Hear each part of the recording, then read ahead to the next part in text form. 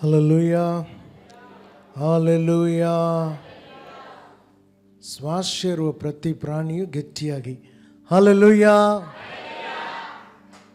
ನಾನು ಹೇಳಿದೆ ಗಟ್ಟಿಯಾಗಿ ಹಲ್ಲೆಲೂಯಾ ಅಂತೇಳಿ. ನಾನು ಹೇಳಿದೆ ಗಟ್ಟಿಯಾಗಿ ಹಲ್ಲೆಲೂಯಾ, ಹಲ್ಲೆಲೂಯಾ.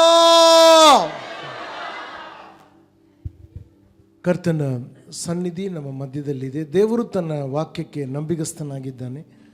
ನಮ್ಮಿಂದ ಕೂಡ ದೇವರ ನಂಬಿಕೆಯನ್ನು ಬಯಸ್ತಾನೆ. ಗಮನ ಕೊಟ್ಟು ಕೇಳಿರಿ.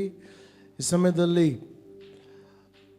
ದೇವರ ವಾಕ್ಯವು ಯೇಸು ಹೇಳಿದರು, ನಾನು ಆಡುವ ಮಾತು ಆತ್ಮವು ಮತ್ತು ಜೀವವೂ ಆಗಿದೆ ಎಂಬುದಾಗಿ. ಶರೀರ ಯಾವ ಪ್ರಯೋಜನಕ್ಕೂ ಬರೋದಿಲ್ಲ, ಆದರೆ ಆತ್ಮವು ನಮ್ಮನ್ನು ಚೈತನ್ಯಗೊಳಿಸ್ತದೆ, ಜೀವಿಸುವಂತೆ ಮಾಡ್ತದೆ. ಇವತ್ತು ಪರಿಸ್ಥಿತಿಗಳು ಸತ್ತಂತಿದೆಯಾ ನಮ್ಮ ಜೀವನದಲ್ಲಿ? ಪರಿಸ್ಥಿತಿಗಳು ಸತ್ತಂಗೆ. ಬೈಬಲ್ನಲ್ಲಿ ಬರೆದಿದೆ, ಒಂದು ಸಭೆಗೆ ಜೀವಿಸ್ತಾ ಇರೋ ಸಭೆ ಎಂದೇಳಿ ಹೆಸರಿದೆ, ಆದರೆ ಅದು ಏನು ಕ್ರಿಯೆ ಮಾಡ್ತಾ ಇಲ್ಲ. ಕೆಲವರು ಬಂದು ಕೋಮಾನಲ್ಲಿ ಈ ರೀತಿ ಮೂರ್ಛೆಯಾಗಿ ಕೋಮಾನಲ್ಲಿ ಹೋಗಿಬಿದ್ದಾಗ ಬದುಕಿದ್ದಾರೆ, ಹೃದಯ ಹೊಡಿತಾ ಇದೆ, ಬಟ್ ಏನು ಕೆಲಸ ಮಾಡೋಕ್ಕಾಗಲ್ಲ ಅವರಿಂದ. ಆ ರೀತಿಯಾಗಿದೆಯಾ? ಯಾಕಂದರೆ ಜೀವಿಸ್ತಾ ಇದ್ದೀವಿ ಅಂದರೆ ನಾವೇನಾದರೂ ಮಾಡಬೇಕು ಕರ್ತನಿಗೋಸ್ಕರ.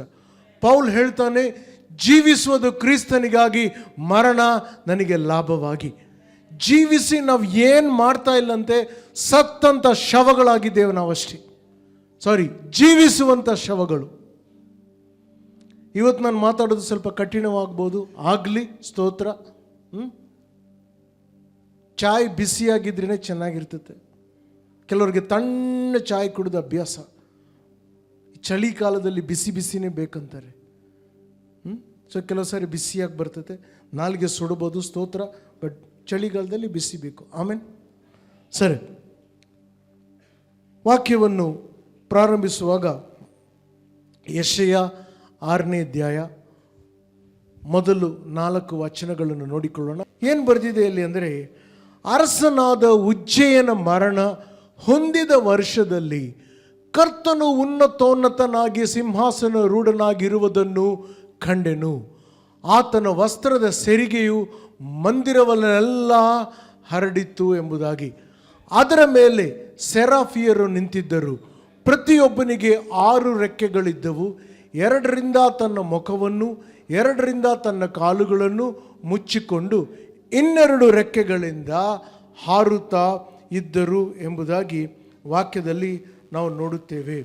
ಒಬ್ಬನು ಮತ್ತೊಬ್ಬನಿಗೆ, ಸೈನ್ಯಗಳ ಕರ್ತನು ಪರಿಶುದ್ಧನು, ಪರಿಶುದ್ಧನು, ಪರಿಶುದ್ಧನು, ಭೂಮಂಡಲವೆಲ್ಲ ಆತನ ಮಹಿಮೆಯಿಂದ ತುಂಬಿದೆ ಎಂದು ಕೂಗಿ ಹೇಳಿದನು. ಕೂಗುವ ಸ್ವರಕ್ಕೆ ದ್ವಾರದ ನಿಲುವುಗಳು ಕದಲಿದವು, ಆಲಯವು ಧೂಮದಿಂದ ತುಂಬಿತು. ನನ್ನ ಪ್ರಾರ್ಥನೆಯಾಗಿದೆ, ಕರ್ತನು ಈ ಮಾತುಗಳನ್ನು ಬಂದು ನಮ್ಮ ಹೃದಯಕ್ಕಾಗಿ ಆಶೀರ್ವದಿಸಲಿ. ಗಮನ ಕೊಟ್ಟು ಕೇಳಿರಿ. ಯಾಕಂದರೆ ಅನೇಕ ಸಾರಿ ಬಂದು ನಮ್ಮ ಜೀವನದಲ್ಲಿ ನಮಗೆ ಆತ್ಮನ ಕಾರ್ಯ ಬೇಕೆಂದು ಬಯಸ್ತೇವೆ. ಆದರೆ ಆತ್ಮನ ಕಾರ್ಯ ಆಗಬೇಕಂದ್ರೆ ದೇವರು ವಾಕ್ಯದಿಂದ ಕಾರ್ಯ ಮಾಡ್ತಾನೆ.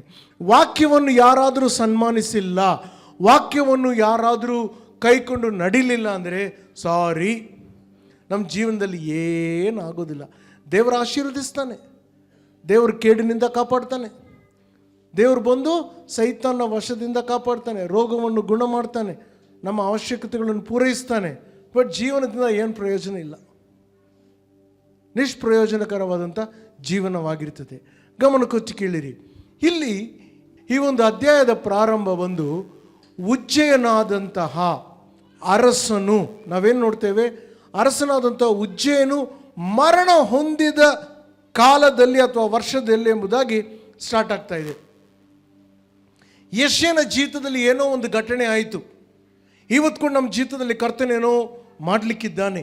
ಪ್ರತಿ ಸಾರಿ ಆತನ ಸನ್ನಿಧಿಗೆ ಬಂದಾಗ ಆತನೇನಾದರೂ ಮಾಡ್ತಾನೆ. ಆದರೆ ಪ್ರಾರಂಭ ನನಗೆ ಆಶ್ಚರ್ಯವಾಗಿದೆ. ಏನಂದರೆ, ಅರಸನಾದಂತಹ ಉಜ್ಜಯನು ಮರಣ ಹೊಂದಿದ ಕಾಲದಲ್ಲಿ ಅಥವಾ ವರ್ಷದಲ್ಲಿ. ಹಂಗಂದರೆ ಆ ಅರಸನು ಯಾರು, ಆತನ ಬಗ್ಗೆ ಏನು ಬರೆದಿದೆ, ಆತನ ಮರಣದಿಂದ ಏನಾಯಿತು ಎಂಬುದಾಗಿ ಸ್ವಲ್ಪ ನಾವು ಇತಿಹಾಸವನ್ನು ನೋಡುವುದಾದರೆ ಇಲ್ಲಿ ನಾವೇನು ನೋಡ್ತಿದ್ದೇವೆ? ಅರಸನಾದ ಉಜ್ಜೇನು. ಯಾರು ಆ ಅರಸನು? ಯಾರು ಆ ಅರಸನು? ಬೈಬಲ್ನಲ್ಲಿ ಬಂದು ಇಸ್ರೇಲ್ ರಾಜ್ಯವು ದೇವರ ರಾಜ್ಯವಾಗಿತ್ತು.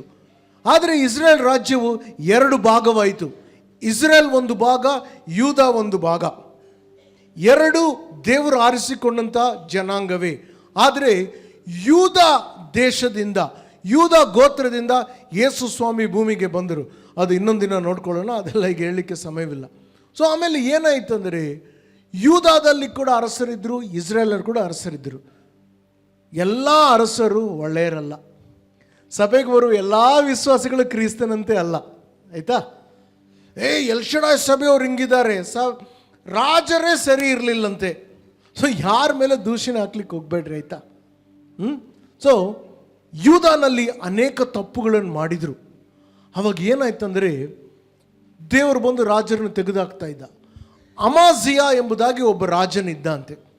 ಅಮಾಜಿಯಾ ರಾಜನು ಚೆನ್ನಾಗಿ ಪ್ರಾರಂಭಿಸಿದ, ಗಮನ ಕೊಟ್ಟು ಕೇಳಿರಿ, ಚೆನ್ನಾಗಿ ಪ್ರಾರಂಭಿಸಿದ. ಆದರೆ ಮುಕ್ತಾಯ ಚೆನ್ನಾಗಿಲ್ಲ.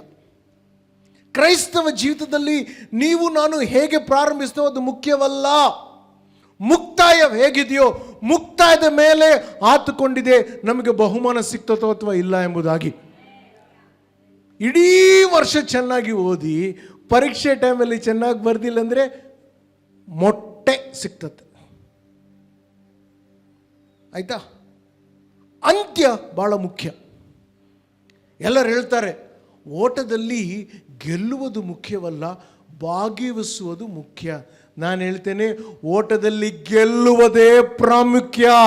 ಪಕ್ಷಿಗಳು ಹಾರಾಡೋದಕ್ಕಾಗಿ ಮಾಡಲ್ಪಟ್ಟಿದೆ, ಮೀನು ಈಜಾಡಲಿಕ್ಕಾಗಿ ಮಾಡಲ್ಪಟ್ಟಿದೆ, ದೇವ ಮಕ್ಕಳು ಗೆಲ್ಲುವುದಕ್ಕಾಗಿ ಮಾಡಲ್ಪಟ್ಟಿದ್ದಾರೆ.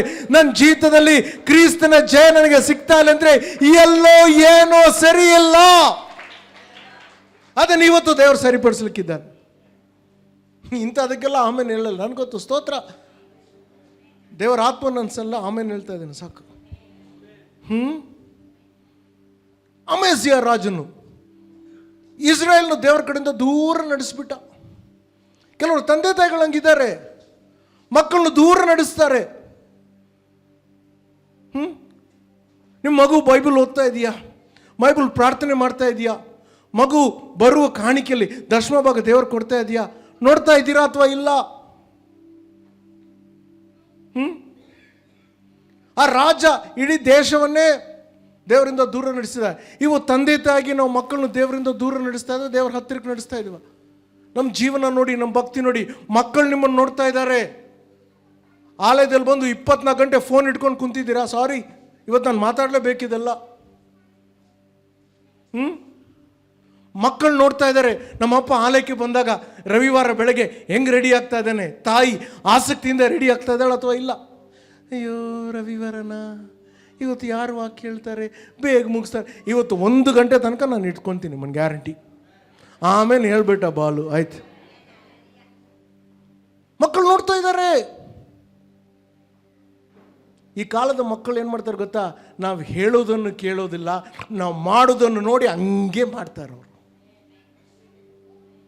ಯಾರ ಮೇಲೆ? ಸೈತಾನ್ ಮೇಲೆ ಕೂಡ ದೂಷಣ ಹಾಕ್ಬೇಡ್ರಿ, ಆಯ್ತಾ? ಗಮನ ಕೊಟ್ಟು ಕೇಳ್ರಿ.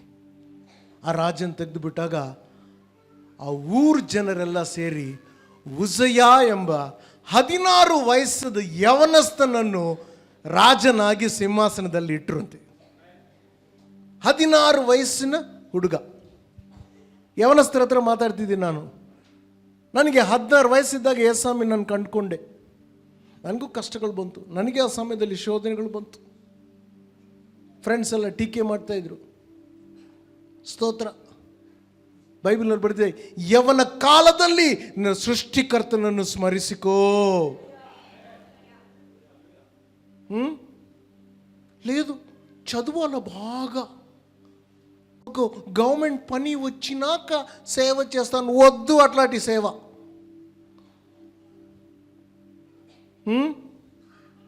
చదువు చేయి, సేవ చేయి, రెండు బాగా చేయి. ಹಲ್ಲೆಲೂಯಾ. ಹೊಸ ಹೊಸ ಮೊಬೈಲ್ಗಳು ಬರ್ತಾ ಇದೆ. ಸ್ತೋತ್ರ. ಕೊಡಿಸ್ರಿ, ಮಕ್ಕಳು ಬೇಡ ಅನ್ನಂಗಿಲ್ಲ. ಹೊಸ ಹೊಸ ಬೈಬಲ್ ಕೂಡ ಬರ್ತಾ ಇದೆ. ಬೈಬಲ್ ಕೂಡ ಕೊಡಿಸ್ರಿ ಅವ್ರಿಗೆ. ಕೇಳ್ತೀನಿ, ಎಷ್ಟು ವರ್ಷಗಳಾಯಿತು, ತಿಂಗಳುಗಳಾಯಿತು, ನಿಮ್ಮ ಮಗುನ ಬರ್ತ್ಡೇಗೆ ಒಂದು ಬೈಬಲ್ ಗಿಫ್ಟ್ ಆಗಿ ಕೊಟ್ಟಿದ್ದೀರಾ? ಗಿಡಿಯನ್ ಬೈಬಲ್ ಫ್ರೀ ಸಿಗ್ತದೆ, ಪುಕ್ಕಟ್ ಮೇ ಮಿಲಾ ತೋ ಫಿನಾಲ್ ಬಿ ಪೀತಾ ಅಂತಾರೆ. ಫ್ರೀ ಕೊಡಬಾರ್ದು ಅಂತ ಹೇಳ್ತಾ ಇಲ್ಲ, ರೊಕ್ಕ ಕೊಟ್ಟಿದ್ರೆ ನೋವು ಗೊತ್ತಾಗ್ತತೆ. ಉಜಯ ಯವನಸ್ಥನಾದಾಗ ರಾಜ ಆದ, ಯವನಸ್ಥನಾದಾಗ ರಾಜ ಆದ. 2 ಪೂರ್ವಕಾಲ ವೃತ್ತಾಂತ 26ನೇ ಅಧ್ಯಾಯ 1ನೇ ವಚನ. ಆಗ ಯಹೂದದ ಜನರೆಲ್ಲ 16 ವರ್ಷವನಾದ ಉಜ್ಜೇನನ್ನು ತೆಕ್ಕೊಂಡು ಅವನನ್ನು ಅವನ ತಂದೆ ಅಮೇಜ್ಯನಿಗೆ ಬದಲಾಗಿ ಅರಸನಾಗಿ ಮಾಡಿದರು. ದೇವರ ರಾಜ್ಯದಲ್ಲಿ ಒನ್ ಮ್ಯಾನ್ ಶೋ ಆರ್ಮಿ ಇಲ್ಲ. ನೀನು ಕೆಲಸ ಮಾಡಿಲ್ಲ ಅಂದರೆ ದೇವರು ನಿನ್ನ ಬದಿಗಾಕಿ ಇನ್ನೊಬ್ಬರನ್ನು ಎಬ್ಬಿಸ್ತಾನೆ. ಯೇಸ್ವಾಮಿ ಹೇಳಿದರು, ನೀವು ಬಾಯಿ ತೆಗೆದು ಸ್ತೋತ್ರ ಮಾಡಿಲ್ಲ ಅಂದರೆ ಈ ಕಲ್ಲುಗಳು ದೇವರಿಗೋಸ್ಕರ ಸ್ತುತಿ ಮಾಡ್ತದೆ. ದೇವರು ಈ ಕಲ್ಲುಗಳಿಂದ ಅಬ್ರಹಾಮನಿಗೆ ಸಂತತಿಯನ್ನು ಎಬ್ಬಿಸುವನಾಗಿದ್ದಾನೆ. ಪಾಸ್ಟರ್ಗಳ ಹತ್ರ ನಾವು ಹೇಳ್ಬೋದು, ನಾವು ನಿಮ್ಮ ಚರ್ಚಿಗೆ ಬರಲ್ಲ, ಯಾಕಂದರೆ ನೀವು ಭಾಳ ಖಡಕ್ ಮಾತಾಡ್ತೀರಿ. ಹಾಗೆ ಯೇಸಪ್ಪನಿಗೆ ಹೇಳೋಕ್ಕಾಗಲ್ಲ, ನೀನು ಖಡಕ್ಕಾಗಿರ್ತಿ, ನಾನು ಬೇರೆ ಸ್ವರ್ಗಕ್ಕೆ ಹೋಗ್ತೀನಿ, ಯಾಕಂದ್ರೆ ಇರೋದು ಒಂದೇ ಸ್ವರ್ಗ, ಅದನ್ನು ಬಿಟ್ಟರೆ ನರಕಕ್ಕೆ ಪಾಳಾಗ್ತೀವಿ.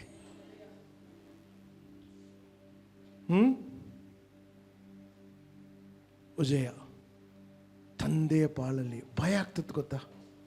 ಭಯ ಆಗ್ತದೆ. ದೇವ್ರ ಕಾಯಂಗಿಲ್ರಿ, ದೇವ್ರಿಗೆ ತನ್ನ ರಾಜ್ಯ ಮುಖ್ಯ.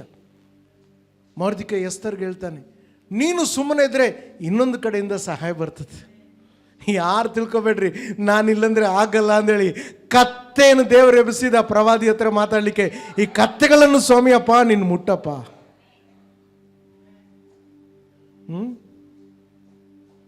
ಗಮನ ಕೊಚ್ಚಿ ಕೇಳಿರಿ.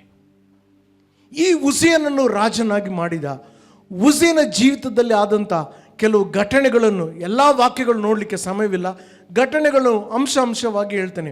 ಮೊದಲನೇ ಘಟನೆ ಆತನ ಜೀವಿತದಲ್ಲಿ ಏನಂತ ನೋಡಿದ್ರಿ? ಕರ್ತನ ದೃಷ್ಟಿಗೆ ಸರಿಯಾದದನ್ನು ಮಾಡಿದನು. ಹಲೋ,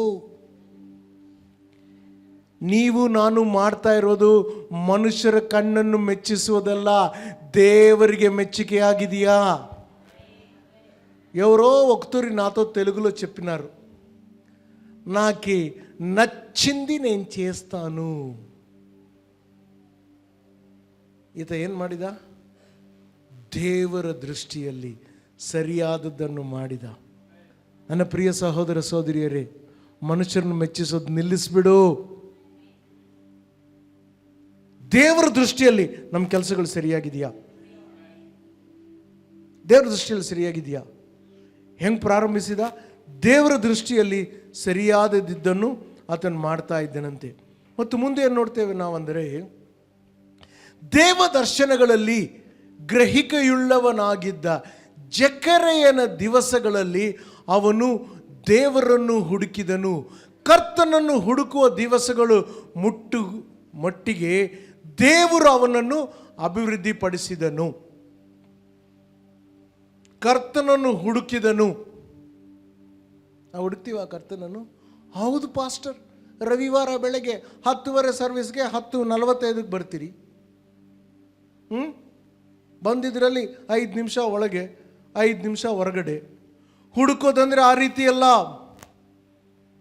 ಯಾವನ ಮಕ್ಕಳ ಹತ್ರ ಕೇಳ್ತೀನಿ, ಪರೀಕ್ಷೆಗೆ ಹೋಗ್ತಾ ಇದ್ರಿ, ನಿಮ್ಮ ಹಾಲ್ ಟಿಕೆಟ್ ಕಳೆದೋಗಿದ್ರೆ ಚರ್ಚ್ಗೆ ಬರುವಂಗೆ ಹುಡುಕ್ತೀರಾ? ಮನೆಯಲ್ಲಿ ತುಫಾನ್ ಎಬ್ಬಿಸ್ಬಿಡ್ತೀರಿ, ಸುನಾಮಿ ಎಬ್ಬಿಸ್ಬಿಡ್ತೀರಿ ಹಾಲ್ ಟಿಕೆಟ್ ಕಳೆದಿಲ್ಲ ಅಂದರೆ. ಗಂಡಂದರೆ ಮಾರ್ಕೆಟ್ಗೆ ಹೋಗ್ತಾ ಇದ್ದೀರಿ, ಅಂಗಡಿಗೆ ಹೋಗ್ತಾ ಇದ್ದೀರಿ, ಅಂಗಡಿ ಬೀಗ ಇಲ್ಲ, ಆಫೀಸ್ಗೆ ಹೋಗ್ತಾ ಇದ್ದೀರಿ, ಬೀಗ ಕಳೆದೋಗಿದೆ. ಅವಾಗ ಹಿಂಗೆ ಹೋಗ್ತೀರಾ? ಎಲ್ಲವನ್ನು ಎಳೆದು ಕಿತ್ತಿ ಬಿಸಾಕಿ ಹುಡುಕ್ತೀವಿ. ಅದಕ್ಕೆ ಹುಡುಕೋದು ಅಂತಾರೆ. ಬೈಬಲ್ನಲ್ಲಿ ಹುಡುಕುವುದು ಅಂದರೆ ಅದು ಸಿಕ್ಕಿಲ್ಲ ಅಂದರೆ ನಾನು ಸಾಯ್ತೀನಿ ಅಂಥ ರೀತಿಯಲ್ಲಿ ಹುಡುಕಬೇಕು ದೇವರನ್ನು. ದೇವರು ಪಾಸ್ಟ್ ಟೈಮ್ ಆಗಿದ್ದಾರಾ ಇಲ್ಲ ಪ್ಯಾಷನ್ ಆಗಿದ್ದಾರಾ? ನಮಗೆ ಆನ್ಸರ್ ಕೊಡಬೇಡ್ರಿ, ಒಳಗೆ ನೋಡ್ಕೊಳ್ರಿ. ಇಲ್ಲಿ ನಾವೇನು ನೋಡ್ತಾ ಇದ್ದೇವೆ ಅಂದರೆ, ಇದು ನನಗೆ ಈ ವಾಕ್ಯವನ್ನು ಈ ಜೂನ್ ತಿಂಗಳು ಬಂದರೆ 41 ವರ್ಷ ಆಗ್ತದೆ ಯೇಸಪ್ಪನ ಕಂಡುಕೊಂಡು. ಭಾಳ ಸಾರಿ ಓದಿದ್ದೀನಿ ಈ ವಾಕ್ಯವನ್ನು. ಮೊನ್ನೆ ಹೊಸ ರೀತಿಯಲ್ಲಿ ಒಂದು ಪ್ರಕಟಣೆ ಬಂತು. ಏನು ಬರ್ತಿದೆ ನೋಡ್ರಿ ಇಲ್ಲಿ, ಜಕರಿಯನು ದರ್ಶನಗಳನ್ನು ಪ್ರವೀಣನಾಗಿರುವಂಥ ಜಕರಿಯನ ದಿವಸಗಳಲ್ಲಿ ಅವನು ದೇವರನ್ನು ಹುಡುಕಿದ್ನಂತೆ. ಹಲೋ, ಯಾವ ಮನುಷ್ಯರು ನೋಡಿ ನೀನು ದೇವರನ್ನು ಹುಡುಕ್ತಾ ಇದ್ದಿ? ಸ್ತೋತ್ರ. ಸುವಾರ್ತೆ ಹೇಳಿದವ್ರಿಗಾಗಿ ಸ್ತೋತ್ರ, ನಮ್ಮನ್ನು ನಡೆಸುವವ್ರಿಗಾಗಿ ಸ್ತೋತ್ರ. ಆದರೆ ಮನುಷ್ಯನೇ ದೇವರೇ. ಮನುಷ್ಯನಿಗೋಸ್ಕರ ನೀನು ಸಭೆಗೆ ಬರ್ತಾ ಇದೆಯಾ? ಮನುಷ್ಯನಿಗೋಸ್ಕರ ಸೇವೆ ಮಾಡ್ತಾ ಇದೆಯಾ? ಆ ಮನುಷ್ಯ ಹೋಗ್ಬಿಟ್ರೆ, ಬೈಬಲ್ನಲ್ಲಿ ಒಬ್ಬ ರಾಜ ಇದ್ದರಿ, ಒಳ್ಳೆ ಸೇವೆ ಮಾಡಿದ. ಯಾವಾಗ ಆ ಯಾಜಕ ಸತ್ತೋಗ್ಬಿಟ್ನೋ ಅವನು ಮುಗೀತು, ಹೋಗ್ಬಿಟ್ಟ.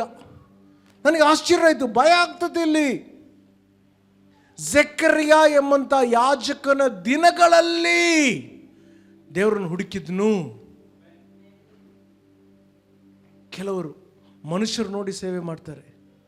ಪ್ಲೀಸ್, ಎಲ್ಶಡೈ ಸಭೆ ಹಂಗಿರಬಾರ್ದು.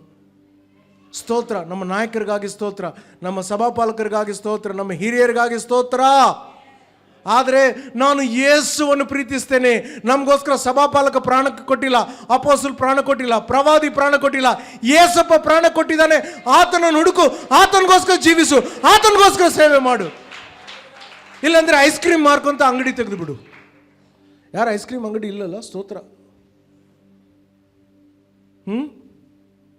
ಯಾರನ್ನು ಮೆಚ್ಚಿಸ್ತೀರಿ? ಸಾಕು, ಆಟ ಆಡಿದ ದಿನಗಳು. ಪ್ರಪಂಚ ವೇಗವಾಗಿ ಹೋಗ್ತಾ ಇದೆ ನರಕದ ಬಳಿಗೆ.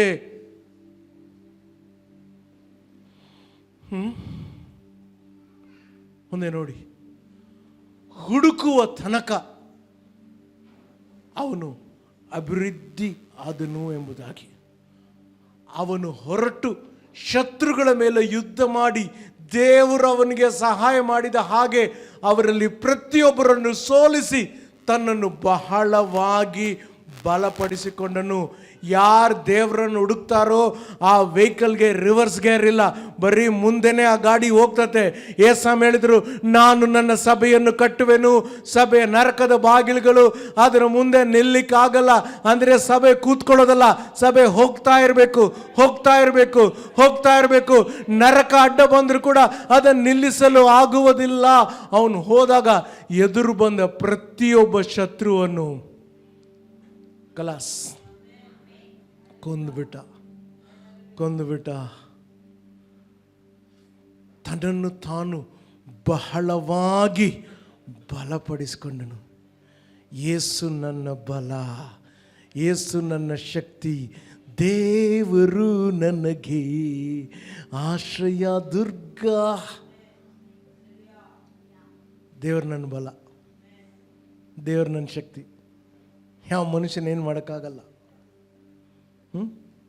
ನೋಡಿ ಮುಂದೆ ಏನಾಯ್ತಂದರೆ, ಆತನ ಹೆಸರು ದೂರಕ್ಕೂ ಹರಡಿತು. ಯಾಕಂದರೆ ಅವನು ಬಲಿಷ್ಠನಾಗಿರುವಾಗೂ ಅವನು ಅದ್ಭುತವಾಗಿ ಸಹಾಯ ದೊರಕಿತು. ಅವನ ಹೆಸರು ದೂರಕ್ಕೂ ಹರಡಿತಂತೆ. ಏಸಾಮಿ ಸೇವೆ ಮಾಡ್ತಾ ಇರುವಾಗ ನಮ್ಮ ಏಸಪ್ಪನಿಗೆ ಬರೇ ನಮ್ಮನ್ನು ಮೇಲೆ ಕೆತ್ತಲಿಕ್ಕೆ ಗೊತ್ತು, ಕೆಳಗೆ ಹಾಕ್ಲಿಕ್ಕಾಗಲ್ಲ. ನನ್ನ ಎತ್ತಿ ನಿಲ್ಲಿಸಿದೆ ಸರ್ವಶಕ್ತ ನೀನೇ. ಅಲ್ಲಲ್ಲಯ್ಯ, ಮನುಷ್ಯ ನಿನ್ನನ್ನು ಎತ್ತಿದ್ರೆ ಮನುಷ್ಯ ಕೆಳಗೆ ಎಳೆದಾಗ್ತಾನೆ. ಏಸಪ್ಪ ನಿನ್ನ ಎತ್ತಿದ್ರೆ ಯಾರು ನಮ್ಮನ್ನು ಎಳಿಲಿಕ್ಕಾಗಲ್ಲ. ಆದರೆ ಜಾಗೃತಿಯಾಗಿರು, ನಿಮ್ಮನ್ನು ನನ್ನನ್ನು ಏಸಾಮಿ ಎತ್ತಿದ್ದು ಆತನ ಕೃಪೆಯಿಂದ. ನಮ್ಮ ಸ್ವಂತ ಕೆಲಸದಿಂದ ಹೆಮ್ಮೆ ಪಡ್ಕೊಂತೀಯ, ಏನಾಗ್ತದೆ ನೋಡ್ತೀವಿ ಒಂದು ಜೀವನದಲ್ಲಿ.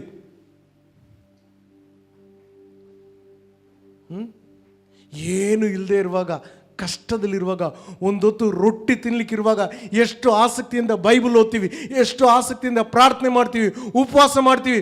ದೇವರು ಸಮೃದ್ಧಿಯಾಗಿ ಎಲ್ಲ ಕೊಟ್ಟಿದ ಮೇಲೆ ಎಲ್ಲಿ ಹೋಯಿತು? ಭಾಳ ದಿನ ಆಯ್ತಲ್ಲ ನಿಮ್ಮನ್ನು ಕೇಳಿಲ್ಲ, ಕೈ ಎತ್ತಬೇಡ್ರಿ. ಎಷ್ಟು ಜನ ಇಲ್ಲಿ ಬರೋದಕ್ಕಿಂತ ಮುಂಚೆ ಇವತ್ತು ಬೈಬಲ್ ಓದಿ ಬಂದಿದ್ದೀರಿ?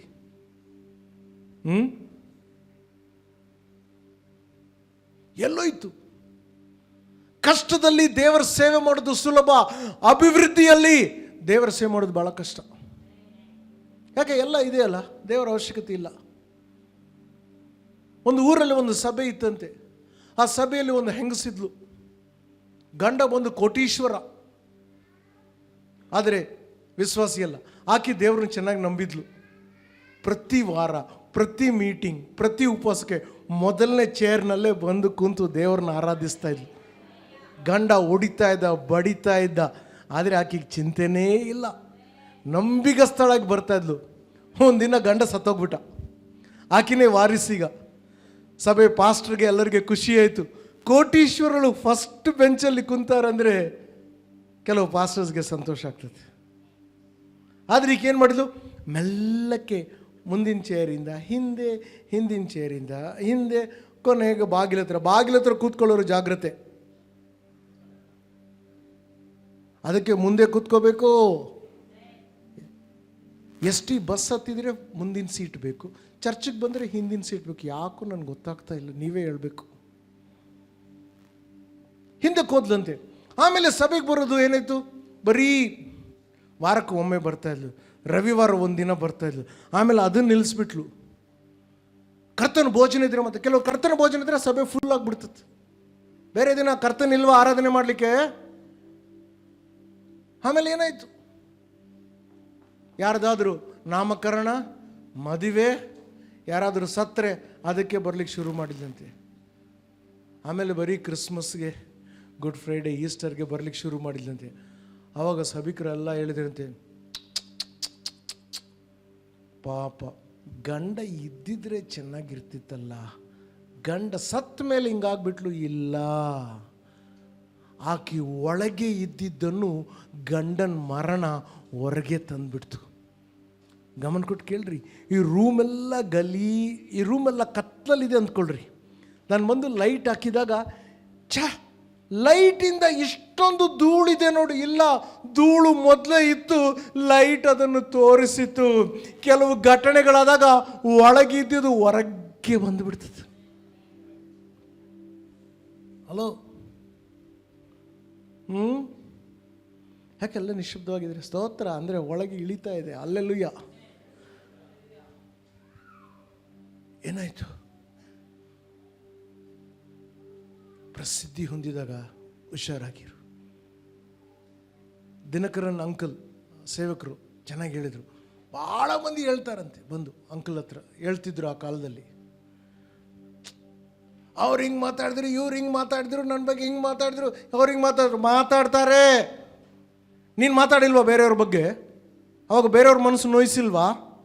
ಹೇಳಿಲ್ಲ, ನಿನ್ಗೆ ಗೊತ್ತಾಗಿಲ್ಲ ಅಷ್ಟೇ. ಮಾತಾಡ್ತಾರಂಥವ್ರು. లేదు పాస్టర్ ఇట్లా అన్నారు, లీడర్స్ అట్లా అన్నారు, నాకు బాధ అయ్యింది. ಅವಾಗ ದಿನಕರನ್ ಅಂಕಲ್ ಒಂದು ಮಾತು ಹೇಳಿದೆ, ನನಗೆ ಭಾಳ ಇಷ್ಟ ಆಯಿತು. ಅವರೇನಂದ್ರೆ ಅಂದರೆ, ಜನರು ನಿನ್ನನ್ನು ಹೊಗಳಿದಾಗ ಹೊಗಳಿಕೆ ಎಲ್ಲ ಸ್ವೀಕಾರ ಮಾಡಿದೆಯಲ್ಲ, ಈಗ ಜನರು ಬೈತಾರೆ, ಬೈಗಳನ್ನು ಕೂಡ ಸ್ವೀಕಾರ ಮಾಡು. ಹೊಗಳಿಕೆ ಬಂದಾಗ ಅದನ್ನು ನಿನ್ನ ದೇವರಿಗೆ ಸಮರ್ಪಿಸಿದರೆ ಬೈಗಳನ್ನು ಕೂಡ ಸಮರ್ಪಿಸ್ಬೋದಾಗಿತ್ತು. ಬಟ್ ಹೊಗಳಿಕೆಯನ್ನು ಸ್ವೀಕರಿಸಿದೆ, ಇದು ಕೂಡ ತಗೋ, ಇಟ್ಕೋ. ಹಲೋ, ಹುಷಾರಾಗಿರು. ಇವತ್ತು ನಾನು ಏನೇ ಆಗಿದ್ರು ಅದು ಆತನ ಕೃಪೆಯಿಂದ. ಮರಿಬೇಡ್ರಿ. ಏನಾಯ್ತು ನೋಡಿ ಆತನಲ್ಲಿ ಮುಂದೆ? ಬಹಳ ಭಯ ಆಗ್ತದೆ ನನಗೆ.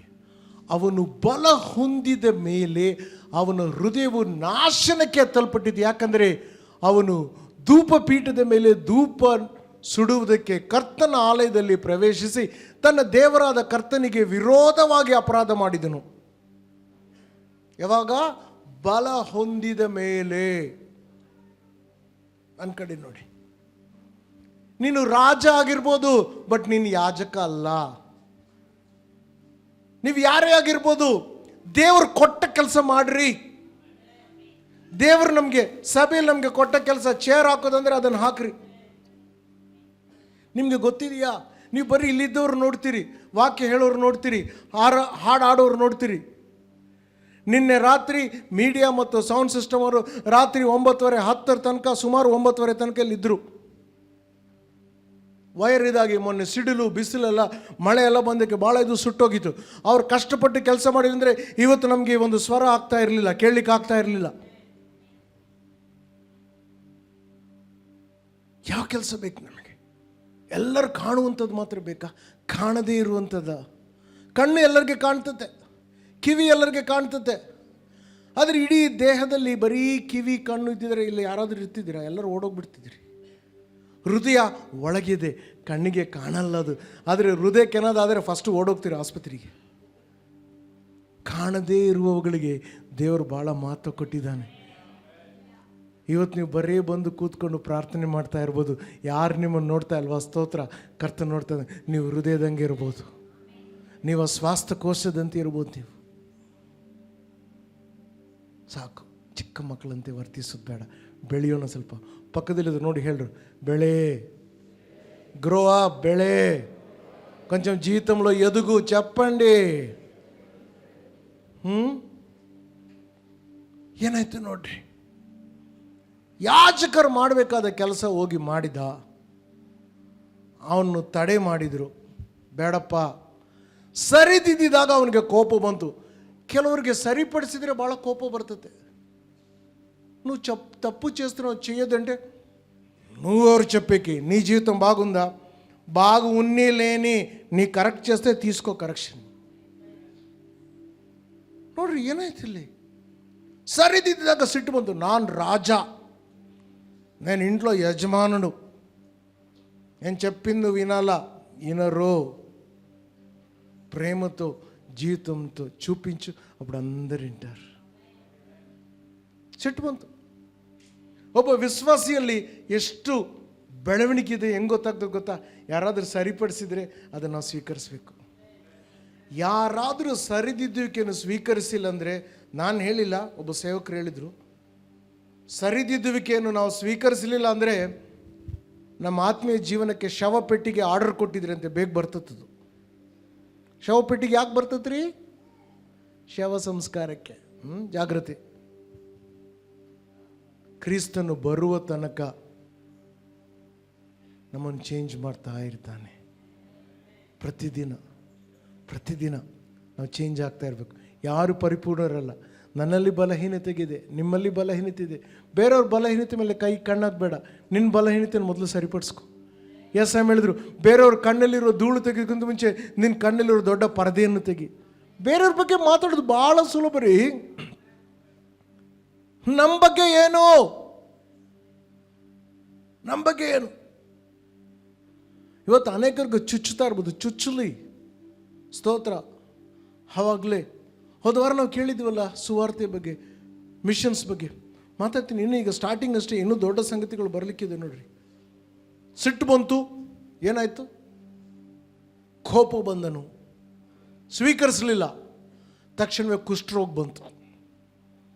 ಹಳೆ ಒಡಂಬಡಿಕೆಯಲ್ಲಿ ಕುಷ್ಠರೋಗ ಒಂದು ಶಾಪ. ಸ್ತೋತ್ರ. ನಾವೆಲ್ಲ ಹೊಸ ಒಡಂಬಡಿಕೆಯಲ್ಲಿ ಇದ್ದೇವೆ. ಹಳೆ ಒಡಂಬಡಿಕೆಯಲ್ಲಿ ತಪ್ಪು ಮಾಡಿದರೆ ತಕ್ಷಣ ಡುಮೀಲ್ ಒಂದು ನ್ಯಾಯ ತೀರ್ಪು ಬರ್ತಾಯಿತ್ತು. ಹೋಯ್ತು, ಒಬ್ಬರು ಉಳಿತಾ ಇರಲಿಲ್ಲ, ನಾನು ಉಳಿತಾ ಇರಲಿಲ್ಲ, ನೀವು ಯಾರು ಕೂಡ ಇರ್ತಾ ಇರಲಿಲ್ಲ, ಸಭೆಯೆಲ್ಲ ಖಾಲಿ ಇರ್ತಿತ್ತು. ಸ್ತೋತ್ರ. ಹೊಸ ಒಡಂಬಡಿಕೆಯಲ್ಲಿ ಇದ್ದೇವೆ. ಆಮೇಲೆ ಏನಾಯಿತು ನೋಡ್ರಿ, ಅವನನ್ನು ದೇವಾಲಯದಿಂದ ಹೊರಗೆ ಹಾಕಲಾಯಿತು.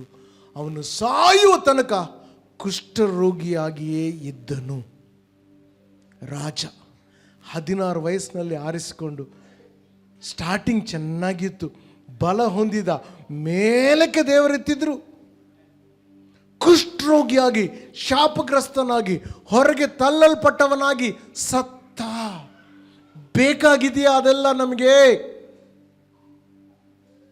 ದೇವರು ಪ್ರೀತಿ ಸ್ವರೂಪನು ಒಂದು ಕಡೆ, ಇನ್ನೊಂದು ಕಡೆ ದಹಿಸುವ ಅಗ್ನಿ. ಆಟ ಆಡಬೇಡ, ಜಾಗ್ರತೆ.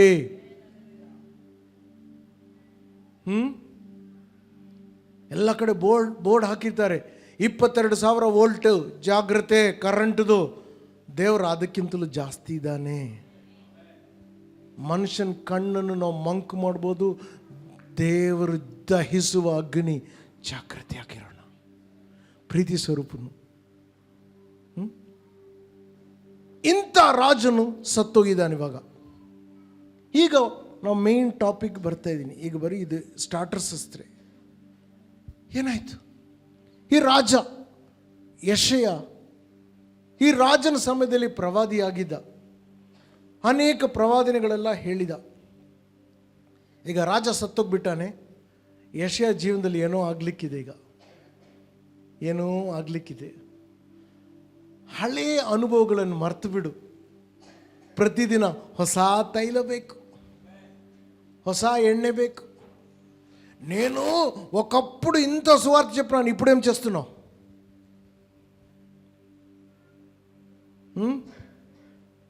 ఇప్పుడు బండి పోతుందా బాగా, లేకుంటే స్టాప్ అయింది, ఎవరన్నా దొబ్బాలనా? ಸ್ಟಾರ್ಟರ್ ಪಂಚೇಟ್ಲದ ಕೆಲವ್ರಿಗೆ ಸ್ಟಾರ್ಟರ್ ಇಲ್ಲ, ದೊಬ್ಬಿದ್ರೇ ಗಾಡಿ ಸ್ಟಾರ್ಟ್ ಆಗ್ತದೆ, ಆಮೇಲೆ ಓಡ್ತದೆ. ಯಾಕೆ ಬೇಕು? ರಿವೈವಲ್ ಮೀಟಿಂಗ್, ಕೂಟ, ಸ್ಟಾರ್ಟಿಂಗ್. ಆ ಗ್ರೌಂಡ್ಗೆ ಹೋಗೋಣ, ಈ ಗ್ರೌಂಡ್. ಪ್ಲೀಸ್, ಮೀಟಿಂಗ್ ಹೋಗ್ಬಾರ್ದು ನಾನು ಹೇಳ್ತಾ ಇಲ್ಲ. ಜೀವನ ಸಾಕ್ತಾ ಇರಬೇಕು ಮುಂದೆ ಕರ್ತನಿಗೋಸ್ಕರ. ಮುಂದೆ ಮುಂದೆ ಸಾಗುವೆ ಹೊಯ್ಯಾರೆ ಹೊಯ್ಯಾರೆ, ನನ್ನ ಬಾಳ ದೋಣಿಯಲ್ಲಿ ಶ್ರೀ ಯೇಸು ಇರುವನು, ಭಯವೇ ಇಲ್ಲ ನನಗೆ ಭಯವೇ ಇಲ್ಲ. ರಾಂಬಾಬು ಅವರು ಯಾವಾಗಲೂ ಒಂದು ಮಾತು ಹೇಳ್ತಾರೆ, ಈ ಗಾಡಿಗೆ ರಿವರ್ಸ್ ಗೇರ್ ಇಲ್ಲ, ಬರೀ ಮುಂದಿನ ಗೇರ್, ಮುಂದೆನೇ ಹೋಗ್ತೇವೆ. ನೀನು ಮುಂದೆ ಹೋಗ್ತಾ ಇಲ್ಲ ಅಂದರೆ ಏನೋ ಗಾಡಿ ಸರ್ವಿಸಿಂಗ್ ಮಾಡಿಸ್ಕೊ, ಮೊದಲು ಹೋಗಿ ಕರ್ತನ ಸನ್ನಿಧಿಯಲ್ಲಿ ಕೂತ್ಕೊ. ಉಪವಾಸ, ಮುಂದಿನ ವಾರ ಉಪವಾಸ ಇರ್ತದೆ. ಆಮೇಲೆ ಪಾಸ್ಟರ್ ಹೇಳ್ತಾರೆ, ಉಪವಾಸಕ್ಕೆ ಬರ್ರಿ, ಬರೀ ರವಿವಾರ ಕ್ರೈಸ್ತವರಾಗಿರಬೇಡ್ರಿ. ಏನಾಯಿತು? ಇಡೀ ದೇಶದಲ್ಲಿ ಗಲಿಬಿಲಿ, ಇಂಥ ದೊಡ್ಡ ರಾಜನೇ ಸತ್ತೋಗ್ಬಿಟ್ಟ. ಅಂಥ ಸಮಯದಲ್ಲಿ ಯೆಶಾಯನಿಗಾದಂಥ ದರ್ಶನ ಏನಂದರೆ, ಆತನು ದೇವರನ್ನು ಕಂಡನು. ಪ್ರಿಯರೇ, ಇದೆಲ್ಲ ಸಂಗತಿಗಳು ಜರುಗ್ತಾ ಇರುವಾಗ ನೀವು ನಾನು ಮನಸ್ಸು ಮಾಡಿದರೆ ನಾವು ದೇವರನ್ನು ಕಾಣಬಹುದು. ಹುಡುಕಿದವರಿಗೆ ಆತನು ಸಿಗುತ್ತಾನೆ. ನಾನು ಎಲ್ಲರಿಗೆ ಸಿಗಲ್ಲ, ನನ್ನನ್ನು ಹುಡುಕಿದವರಿಗೆ ನಾನು ಸಿಗುತ್ತೇನೆ. ಸುತ್ತಮುತ್ತಲು ಮರಣ, ಸುತ್ತಮುತ್ತಲು ಭಯಂಕರ ಸಂಗತಿಗಳಾಗ್ತಾ ಇದೆ. ಅದರೆಲ್ಲರ ಮಧ್ಯದಲ್ಲಿ ಯೆಶಾಯನು ದೇವರನ್ನು ಕಂಡನು. 6ನೇ ಅಧ್ಯಾಯ 1ನೇ ವಚನ ನೋಡ್ರಿ, ಏನು ಬರ್ದಿದೆ? ಉಜ್ಜಯನ ಮರಣ ಹೊಂದಿದ ವರ್ಷದಲ್ಲಿ ಕರ್ತನು ಉನ್ನತೋನ್ನತನಾಗಿ ಸಿಂಹಾಸನ ರೂಢನಾಗಿರುವುದನ್ನು ನಾನು ಕಂಡೆನು. ನನ್ನ ತಂದೆ, ನಮ್ಮ ತಂದೆ ಸಿಂಹಾಸನ ರೂಢನಾಗಿದ್ದಾನೆ. ಈ ಸಿಂಹಾಸನ, ಈ ಕುರ್ಚಿ 5 ವರ್ಷಕ್ಕೆ ಒಮ್ಮೆ ಬರುವಂಥದ್ದು ಕುರ್ಚಿ ಅಲ್ಲ. ಈ ಕುರ್ಚಿ ನಿತ್ಯತ್ವಕ್ಕೆ, ಸದಾ ಕಾಲಕ್ಕೆ, ನಿತ್ಯ ನಿತ್ಯಕ್ಕೂ, ಯುಗ ಯುಗಕ್ಕೂ ಇರೋನಾಗಿದ್ದಾನೆ ನಮ್ಮ ತಂದೆಯು. ವಾಕ್ಯದಲ್ಲಿ ಬರೆದಿದೆ, ದೇವರು ತನ್ನ ಜನರ ಇಟರ್ನಿಟಿ, ನಿತ್ಯತ್ವವನ್ನು ಇಟ್ಟಿದ್ದಾನೆ. ಆದರೆ ಇವತ್ತು ನಾವು ನಿತ್ಯತ್ವವನ್ನು ಬರೆದು ಬಿಟ್ಟು ನಾಳೆ, ನಾಡದ, ಈ ದಿನ, ಮುಂದಿನ ವರ್ಷ ಯಾವ ಪಾರ್ಟಿ ಬರ್ತದೆ, ಯಾವ ಪಾರ್ಟಿ ಬರಲಿ ಬಿಡ್ಲಿ, ಸ್ತೋತ್ರ, ನಮ್ಮಪ್ಪ ನನ್ನ ತಂದೆ ಪರಮೋನ್ನತನು, ಉನ್ನತನು, ಸಿಂಹಾಸನ ರೂಢನಾಗಿದ್ದಾನೆ.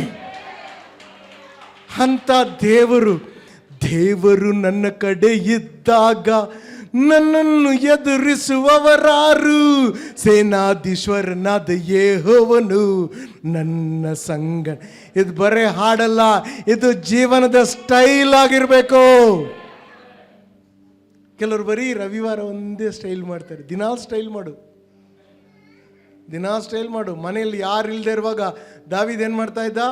ಅಪ್ಪ ಕುರಿ ಕಾಯಿಸ್ಲಿಕ್ಕೆ ಮೇಯಿಸಿದಾಗ ಅಲ್ಲಿ ದೇವರಿಗೆ ಸ್ತೋತ್ರ ಮಾಡ್ತಾ ಇದ್ದ. ಅಲ್ಲಿ ಮ್ಯೂಸಿಕ್ ಇಲ್ಲ, ಅಲ್ಲಿ ಅಂಕಿತ್ ಇಲ್ಲ, ಅಲ್ಲಿ ಒಂದು ರೋಹಿತ್ ಇಲ್ಲ, ವೆಂಕಟೇಶ್ ಇಲ್ಲ, ಕಾಳಿ ಇಲ್ಲ, ದಾವೀದ್ ಒಬ್ಬನೇ ಹಾಡ್ತಾ ಇದ್ದ. ಸಿಂಹ ಬಂತು, ಕರಡಿ ಬಂತು, ಎರಡನ್ನು ಕೊಂದ. ದೇವರು ರೆಡಿ ಮಾಡಿ ಅಲ್ಲಿ ಗೊಲಿಯತ್ನ ಕೊಲ್ಲಿಗೆ ಬಾ, ನೀನು ಕರ್ಕೊಂಡು ಹೋಗ್ತೀನಿ ಅಂತ ಮಾಡಿದಾನ. ಒಂದೇ ಸಾರಿ ಗೊಲಿಯತ್ ಬರಲ್ಲ, ಮೊದಲು ಕರಡಿ, ಸಿಂಹ, ಆಮೇಲೆ ಅಲ್ಲಿಗೆ ಹೋಗ್ತಿ. ದೇವರ ರಾಜ್ಯದಲ್ಲಿ ಲಿಫ್ಟ್ ಇಲ್ಲ, ಮೆಟ್ಲತ್ತಿ ಬರಬೇಕು. ಪ್ರತಿಯೊಬ್ಬ ಸೇವಕನನ್ನು ಕೇಳ್ರಿ, ಕಷ್ಟಪಟ್ಟು ಮೇಲೆ ಬಂದಿದ್ದಾರೆ.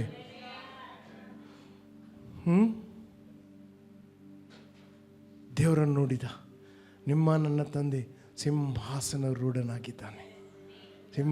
ಎಷ್ಟು ಧೈರ್ಯ ಕೊಡ್ತು ಗೊತ್ತಾ? ಭಯ ಇಲ್ಲವೇ ಇಲ್ಲ ಜೀವನದಲ್ಲಿ.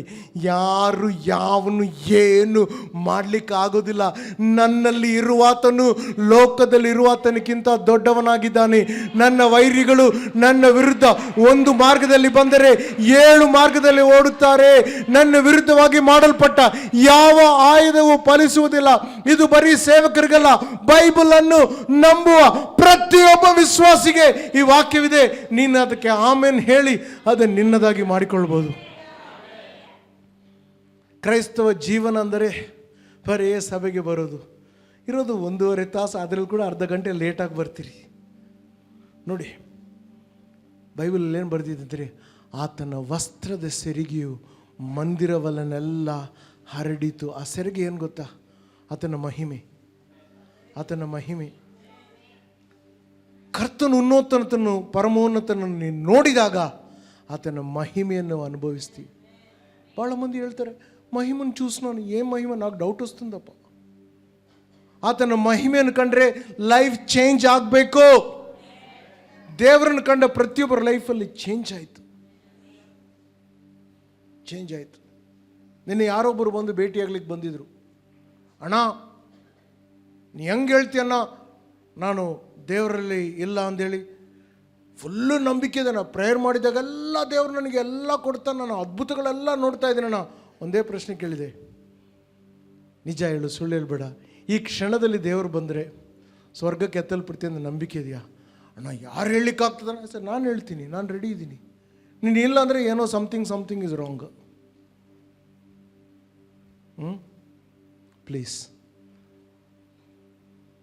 ದೇವರು ದೇವರೇ, ಮನುಷ್ಯನು ಮನುಷ್ಯನೇ. ಸಾಕು. ಆ ಮಹಿಮೆಯನ್ನು ಕಾಣಬೇಕೆಂದು ದೇವರು ಬಯಸ್ತಾನೆ. ಆಲಯವೆಲ್ಲ ಮಹಿಮೆಯಿಂದ ತುಂಬಿತು. ಆಲಯ ಅಂದರೆ ಒಂದು ಕಟ್ಟಡ ಅಲ್ಲ, ನೀವು ನಾನು ದೇವರ ಆಲಯ. ಎಲ್ಲಿ ಆಲಯ ಹೋದ್ರೂ ಕೂಡ ದೇವರ ಮಹಿಮೆ ಹೋಗ್ತಾ ಇರ್ತತೆ. ದೇವರ ಮಹಿಮೆ ನೋಡಿದಾಗ ಸೈತಾನ್ ನಡುಗ್ತಾನೆ. ಹಲ್ಲೆಲೂಯಾ. ಉಜ್ಜೀಯನ ಕಾಲದಲ್ಲೆಲ್ಲ ಪ್ರವಾದಿಯಾಗಿದ್ದ. ಗಮನ ಕೊಟ್ಟು ಕೇಳ್ರಿ. ಈಗ 16 ವಯಸ್ಸಿನಲ್ಲಿ ರಾಜನಾದ, 52 ವರ್ಷ ಪಾಲಿಸಿದ. ಅಂದರೆ ಎಷ್ಟು? 68 ವರ್ಷ ಇದ್ದ. ಅದಕ್ಕಿಂತ ಮುಂಚೆನೇ ಯೆಶಾಯ ಪ್ರವಾದಿಯಾಗಿದ್ದಾನೆ. ಈಗ ದೇವರನ್ನು ಕಂಡಾಗ ಆತನ ಜೀವಿತದಲ್ಲಿ ಏನೋ ಆಯಿತು. ಒಂದು ಪ್ರಕಟಣೆ. ಎಲ್ಲರೂ ಹೇಳ್ರಿ, ಪ್ರಕಟಣೆ ಅಂದರೆ ನೀನು ಅಮೆರಿಕಾಗೆ ಹೋಗ್ತಿ, ನಿನ್ನ ಗಂಡ ಇಂಗ್ಲೆಂಡಿಂದ ಹುಡುಗನ್ ತರ್ತಾನೆ, ಯಾರಾದರೂ ನಿನಗೆ ವೀಸಾ ಸಿಗ್ತತೆ ಅಂಥ ಪ್ರಕಟಣೆ ಅಲ್ಲ. ದೇವರ ನಾಮ ಸ್ತೋತ್ರ. ಅಂಥದ್ದು ಕೂಡ ಆಗ್ತತೆ. ಅದಕ್ಕೆ ಪ್ರವಾದಿಗಳಿಂದ ಎಲ್ಲರೂ ಓಡ್ತಾ ಇದ್ದಾರೆ, ಅಂಥ ಪ್ರಾಫೆಸಿ ಬೇಕು ಅಂದೇಳಿ. ಯಾಕೆಲ್ಲರೂ ಸೈಲೆಂಟ್ ಆಗಿಬಿಟ್ರಿ? ಆಮೇಲೆ ಮೌನಂ ಅಂಗೀಕಾರಂ, ಅವನಿಗಾದಂಥ ಪ್ರಕಟಣೆ ಏನು ನೋಡ್ರಿ. ಇದೆಲ್ಲ ಆದಾಗ ಮುಂದೆ ನೋಡಿ, ಆ ಮಂದಿರವೆಲ್ಲ ಏನಾಯ್ತಂತೆ? ಚಲಿಸಲ್ಪಟ್ಟಿತು. ಇಲ್ಲೇನಾಯಿತು? ಆಗ ಅವನಿಗಾದಂಥ ಪ್ರಕಟಣೆ, ಅಯ್ಯೋ, ನಾನು ನಾಶವನಾದವನಲ್ಲ, ನಾನು ಹೊಲಸು ತುಟಿಯುಳ್ಳವರ ಮಧ್ಯದಲ್ಲಿ ವಾಸಿಸುವೆನು. ಆದರೆ ಸೈನ್ಯಗಳ ಕರ್ತನಾದ ಅರಸನನ್ನು ನನ್ನ ಕಣ್ಣುಗಳು ಕಂಡವಲ್ಲ. ಹಲೋ, ನನ್ನ ಕಡೆ ನೋಡಿ. ಯೆಶಾಯಗೆ ಏನು ಪ್ರಾಫೆಸಿ ಬಂತು ಗೊತ್ತಾ? ಏನು ಪ್ರಕಟಣೆ ಬಂತು ಗೊತ್ತಾ? ತನ್ನ ಬಗ್ಗೆ ಪ್ರಕಟಣೆ ಬಂತು. ನಾನು ಹೊಲಸು ತುಟಿಯುಳ್ಳವನು. ಭಾಳ ಸಾರಿ ಇದನ್ನು ಕೂಡ ಓದಿದ್ದೀನಿ, ಬಟ್ ಮೊನ್ನೆ ಓದಿದಾಗ ಭಯ ಆಯಿತು. ಮತ್ತೆ ಗಮನ ಕೊಟ್ಟು ಕೇಳ್ರಿ. ಹೊಲಸು ತುಟಿಯುಳ್ಳವರ ಮಧ್ಯದಲ್ಲಿ ಜೀವಿಸ್ತಾ ಇದ್ದಾನೆ. ಯಾರೋ ಹೇಳಿದರು, ನಿನ್ನ ಸ್ನೇಹಿತರು ಯಾರು ಎಂದು ಹೇಳು, ಆವಾಗ ನೀನು ಯಾರು ಎಂದು ನಾನು ಹೇಳ್ತೀನಿ. ಅವ್ರಿಂಗೆ ಇವ್ರಿಂಗೆ, ಆ ಪಾಸ್ಟ್ರಿಂಗೆ ಈ ಪಾಸ್ಟ್ರಿಂಗೆ, ಎಲ್ಲರ ಹೆಂಗನ್ನ ಇರಲಿಯಪ್ಪ. ನೀವು ಹೆಂಗಿದ್ದೀರಿ? ನಿನ್ನ ಕುಟುಂಬದಲ್ಲಿ ಸಮಾಧಾನ ಇದೆಯಾ? ನೀನು ದಶಮ ಭಾಗ ಕೊಡ್ತಾ ಇದೀಯಾ? ಕೆಲವರು ದಶಮ ಭಾಗ ಕೂಡ ಕೊಡ್ತಾ ಇಲ್ಲ, ಗೊತ್ತಾ? ರವಿವಾರ ಕ್ರೈಸ್ತವರು ಕೆಲವರು ಕೇರ್ಸಲ್ಗೆ ಬರಲ್ಲ, ಉಪವಾಸಕ್ಕೆ ಬರಲ್ಲ, ಪ್ರಾರ್ಥನೆಗೆ ಬರಲ್ಲ. ಇನ್ನು ಕೆಲವರು ಕರ್ತನ ಭೋಜನ ಇದ್ರೆ ನಾವು ಬರ್ತೀವಿ. ಕರ್ತನಿಗೋಸ್ಕರ ಬಾ, ಆಮೇಲೆ ಕರ್ತನ ಭೋಜನ ಕೊಡ್ತಾನೆ ನಿಮಗೆ.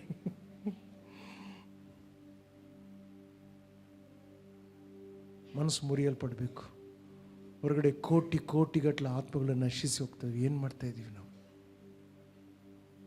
ಏನು ಮಾಡ್ತಾ ಇದ್ದೀವಿ? ಏನಾಯ್ತು ನೋಡಿ. ಪ್ರಕಟಣೆ ಬಂತು. ಹೊಲಸು ತುಟಿಗಳ ಮಧ್ಯದಲ್ಲಿ ಜೀವಿಸ್ತಾ ಇದ್ರೆ ನೀನು ಹೊಲಸು ತುಟಿ ಆಗ್ಬಿಡ್ತೀವಿ. ಜಾಗೃತಿ. ಬೈಬಲಲ್ಲಿ ಒಂದು ಕಡೆ ಬರೆದಿದೆ, ನೀನು ಬುದ್ಧಿವಂತನಾಗಬೇಕಂದ್ರೆ ಬುದ್ಧಿವಂತರ ಸಹವಾಸದಲ್ಲಿರೋ ಬೈಬಲ್ನಲ್ಲಿ ಜ್ಞಾನೋಕ್ತಿಯಲ್ಲಿ ಬರೆದಿದೆ. ನೀವು ಯಾರ ಜೊತೆಗೆ ಇರ್ತೀರೋ ನಿಮ್ಮ ಹೃದಯದ ಅಂಥವ್ರ ಜೊತೆಗೆ ಇರ್ತೀರಿ.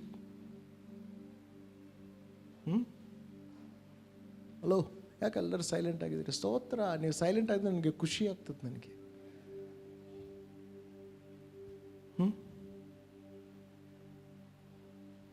ಹೊಲಸು ತುಟಿ ಹೇಳೋನು. ಗಮನ ಕೊಟ್ಟು ಕೇಳ್ರಿ. ಸ್ವಲ್ಪ ಹೊತ್ತಲ್ಲಿ ಮುಗಿಸ್ತಾ ಇದ್ದೇವೆ. ಏನಾಯ್ತು?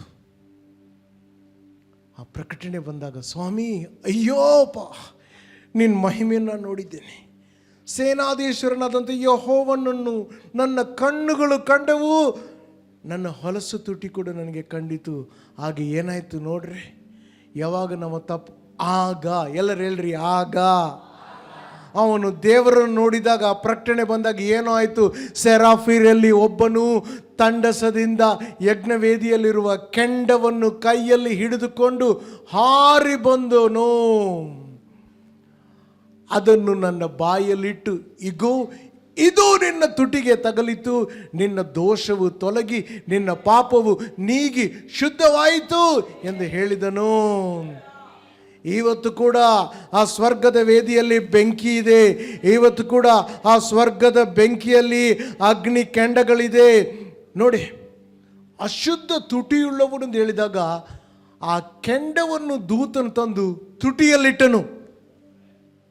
ಇವತ್ತು ಸ್ವಾಮಿ, ನನ್ನ ಜೀವಿತದಲ್ಲಿ ಈ ಕಷ್ಟ ಇದೆಯಪ್ಪ, ಈ ಪಾಪವಿದೆ, ಸಿಟ್ಟು ಬರ್ತತೆ, ನಾನು ಈ ಪಾಪ ಮಾಡ್ತೀನಿ, ಆ ಪಾಪ ಮಾಡ್ತೀನಿ ಅಂತೇಳಿ ಸ್ವಾಮಿಗೆ ಹೇಳು. ಎಲ್ಲಿ ನಿಮಗೆ ತೊಂದರೆ ಇದೆಯೋ ಅಲ್ಲಿ ಬಂದು ಆ ಬೆಂಕಿ ಇಳಿತತೆ, ಅಲ್ಲಿ ಬಂದು ಆ ಬೆಂಕಿ ಮುಟ್ಟುತ್ತದೆ, ಅಲ್ಲಿ ಬಂದು ಆ ಬೆಂಕಿ ನಮ್ಮನ್ನು ಶುದ್ಧಿಗೊಳಿಸುತ್ತದೆ. ತಲೆ ಮೇಲೆ ಬೆಂಕಿ ಇಟ್ಟಿಲ್ಲ, ಅಶುದ್ಧ ತುಟಿಯುಳ್ಳವನಂದು ಹೇಳಿದಾಗ ಆ ತುಟಿಗಳನ್ನು ದೇವರು ಮುಟ್ಟಿದ್ರು. ಅಲ್ಲಲ್ಲಯ್ಯ, ಇವತ್ತು ಅಗ್ನಿ ಕೆಂಡ ಇದೆ. ಬರೋದಕ್ಕಿಂತ ಮುಂಚೆ ನಿಮ್ಮೆಲ್ಲರಿಗೋಸ್ಕರ ಪ್ರಾರ್ಥನೆ ಮಾಡಿದೆ, ನನಗೋಸ್ಕರ ಪ್ರಾರ್ಥನೆ ಮಾಡಿ, ಸ್ವಾಮಿ ನನ್ನ ಮೇಲೆ ಕೂಡ ನನಗೆ ಅಪ್ಪ ಅಗ್ನಿ ಕೆಂಡ ಬರಲಿ, ಅಗ್ನಿ ಬರಲಿ ಸ್ವಾಮಿ. ಅಂತ್ಯಕಾಲ ಅಭಿಷೇಕ ಬರೀ ಆಡಿದರೆ ಬರಲ್ಲ, ಪಾಪವನ್ನು ಒಪ್ಪಿಕೋ, ಬರ್ತತೆ ಕೆಂಡ. ಆಮೇನ್. ಯಾಕೆ ಸೀರಿಯಸ್ ಆಗಿದ್ದೀರೆಲ್ಲರೂ? ಸ್ತೋತ್ರ.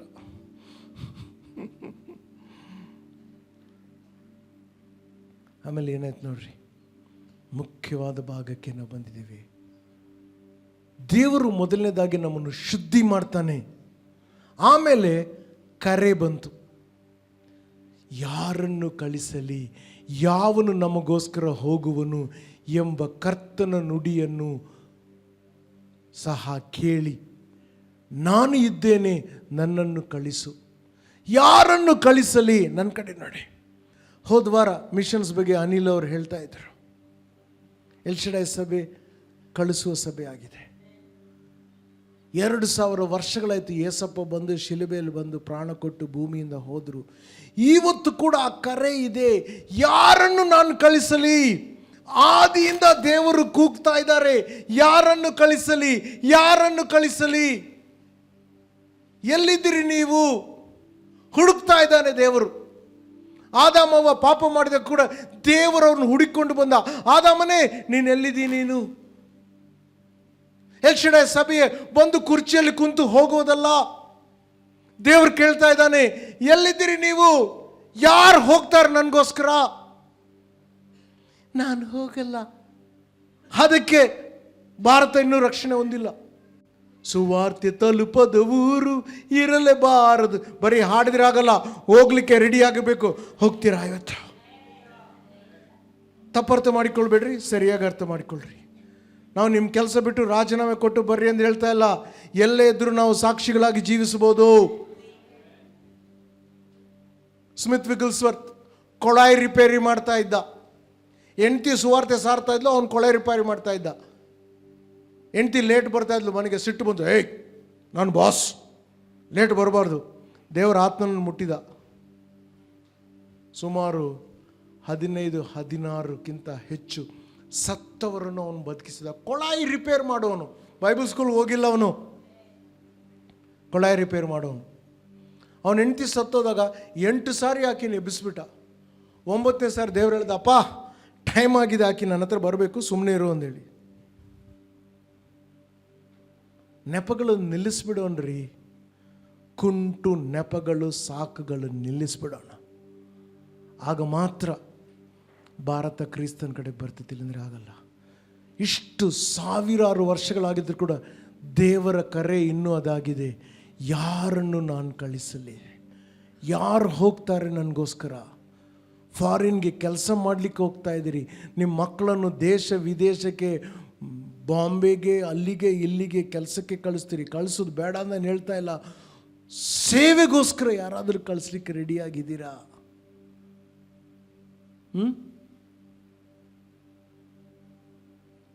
ಯವನಸ್ಥರಾಗಿರಲಿ, ವೃದ್ಧರಾಗಿರಲಿ, ಪ್ರತಿಯೊಬ್ಬರಿಗೆ ದೇವರು ಕೇಳ್ತಾ ಇದ್ದೀನಿ, ಯಾರು ಹೋಗ್ತಾರೆ?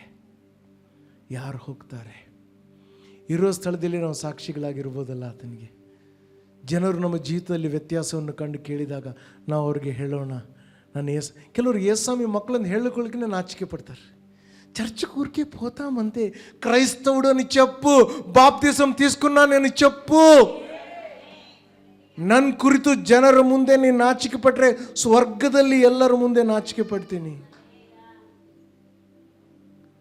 ನಮ್ಮ ಅಪ್ಪ ಅಮ್ಮ ಸತ್ತೋದಾಗ ನಾನು ಒಬ್ಬನೇ ಮಗ. ಅಂತ್ಯಕ್ರಿಯೆ ನಾನು ಮಾಡಂಗಿಲ್ಲ ಅಂತ ಹೇಳ್ಬಿಟ್ಟಿನಿ. ಒಬ್ಬನೇ ಮಗ ನಾನು,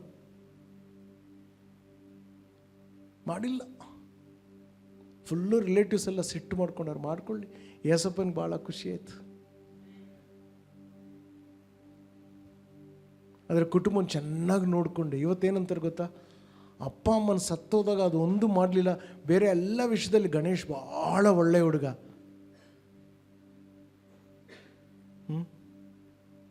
ಏನಾಯಿತು ಪ್ರಿಯರೇ? ಗಮನ ಕುಚ್ಚು ಕೇಳಿರಿ. ಯಾರು ಹೋಗ್ತಾರೆ? ಯಾರು ಹೋಗ್ತಾರೆ? ಸಿದ್ಧವಾಗಿದ್ದೀರಾ? ಸಿದ್ಧವಾಗಿದ್ದೀರಾ? ನೀವಲ್ಲ ಬಿಡ್ರಿ, ನಮ್ಮ ಸಭೆಯವರಲ್ಲ. ಎಲ್ಲ ಕಡೆನೂ ಹೋಗ್ತಾ ಇರ್ತೀನಿ ಸೇವೆಗೆ. ಒಂದು ಸಾರಿ ಒಳ್ಳೆ ಊರಿಗೆ ಹೋಗ್ತೀನಿ, ಒಂದು ಸಾರಿ ಏನು ಇಲ್ಲದೆ ಇರೋ ಊರು ಸುಡುಗಾಡ್ತಾರೆ ಇರ್ತದೆ, ಅಲ್ಲಿ ಕೂಡ ಹೋಗಿ ಸುವಾರ್ತೆ ಸಾರಿದ್ದೀನಿ. ಕೆಲವ್ರು ಹೇಳ್ತಾರೆ, ಪಾಸ್ಟ್ರೆ ನೀವು ಸೇವೆಗೆ ಎಲ್ಲಿ ಹೋಗ್ತಾರೋ ನಾವು ನಿಮ್ಮ ಜೊತೆಗೆ ಬರ್ತೀವಿ, ಸ್ವಲ್ಪ ಒಳ್ಳೆ ಊರಿದ್ದರೆ ಬರ್ರಿ. ಬರ್ತೀವಿ. ಅಪ್ಪ ಒಳ್ಳೆ ಊರಲ್ಲಪ್ಪ, ಇದು ಕಠಿಣವಾದ ಊರು, ಬರ್ತಿದ್ದೆ. ಇಲ್ಲ ಮುಂದಿನ ಸಾರಿ ಬರ್ತೀನಿ, ಬ್ಯುಸಿ ಇದೆ. ನೀವಲ್ಲ, ಬೇರೆಯವ್ರ ಬಗ್ಗೆ ಹೇಳ್ತಾ ಇದ್ದೀನಿ.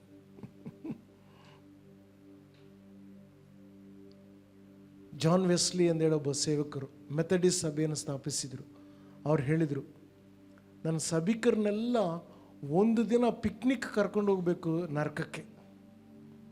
ಪಿಕ್ನಿಕ್ ಹೋಗಿ ಬಂದ್ಬಿಡೋಣ, ಬೆಳಗ್ಗೆ ಹೋಗಿ ಬಿರಿಯಾನಿ ಕಟ್ಕೊಂಡು ಹೋಗಿ ತಿಂದು ಬಂದ್ಬಿಡೋಣ ವಾಪಸ್. ಆವಾಗ ಒಬ್ಬರಿಗೆ ನಿದ್ದೆ ಬರಲ್ಲ. ಯಾಕೆ? ನರಕದಲ್ಲಿ ನಮ್ಮ ಬಂಧು ಬಳಗದವರು, ನಂಟರು, ಸತ್ತೋದವರೆಲ್ಲರೂ ಅಲ್ಲಿ ಗೋಲಾಟದಲ್ಲಿರುವಾಗ ನಿದ್ದೆ ಹೋಗಬೇಕು ಸಭೆಗೆ.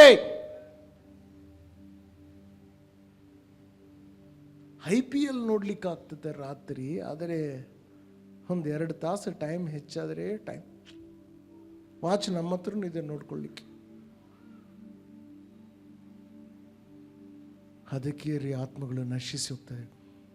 ಸಭೆ ನಿದ್ದೆ ಮಾಡಿಲ್ದಂಗೆ ಇದ್ದರೆ ಇವತ್ತು ನಿದ್ದೆ ಇಲ್ದಂಗೆ ಆತ್ಮಗಳು ನರಕದಲ್ಲಿ ಗೋಲಾಟ ಮಾಡ್ತಾ ಇರಲಿಲ್ಲ.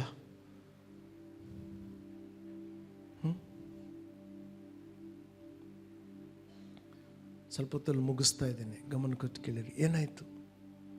ಸ್ವಾಮಿ, ಇಗೋ ನಾನಿಲ್ಲಿದ್ದೇನೆ, ನನ್ನ ಕಳಿಸು. ಬಹಳ ಸುಂದರವಾದಂಥ ವಾಕ್ಯ, 9ನೇ ವಾಕ್ಯ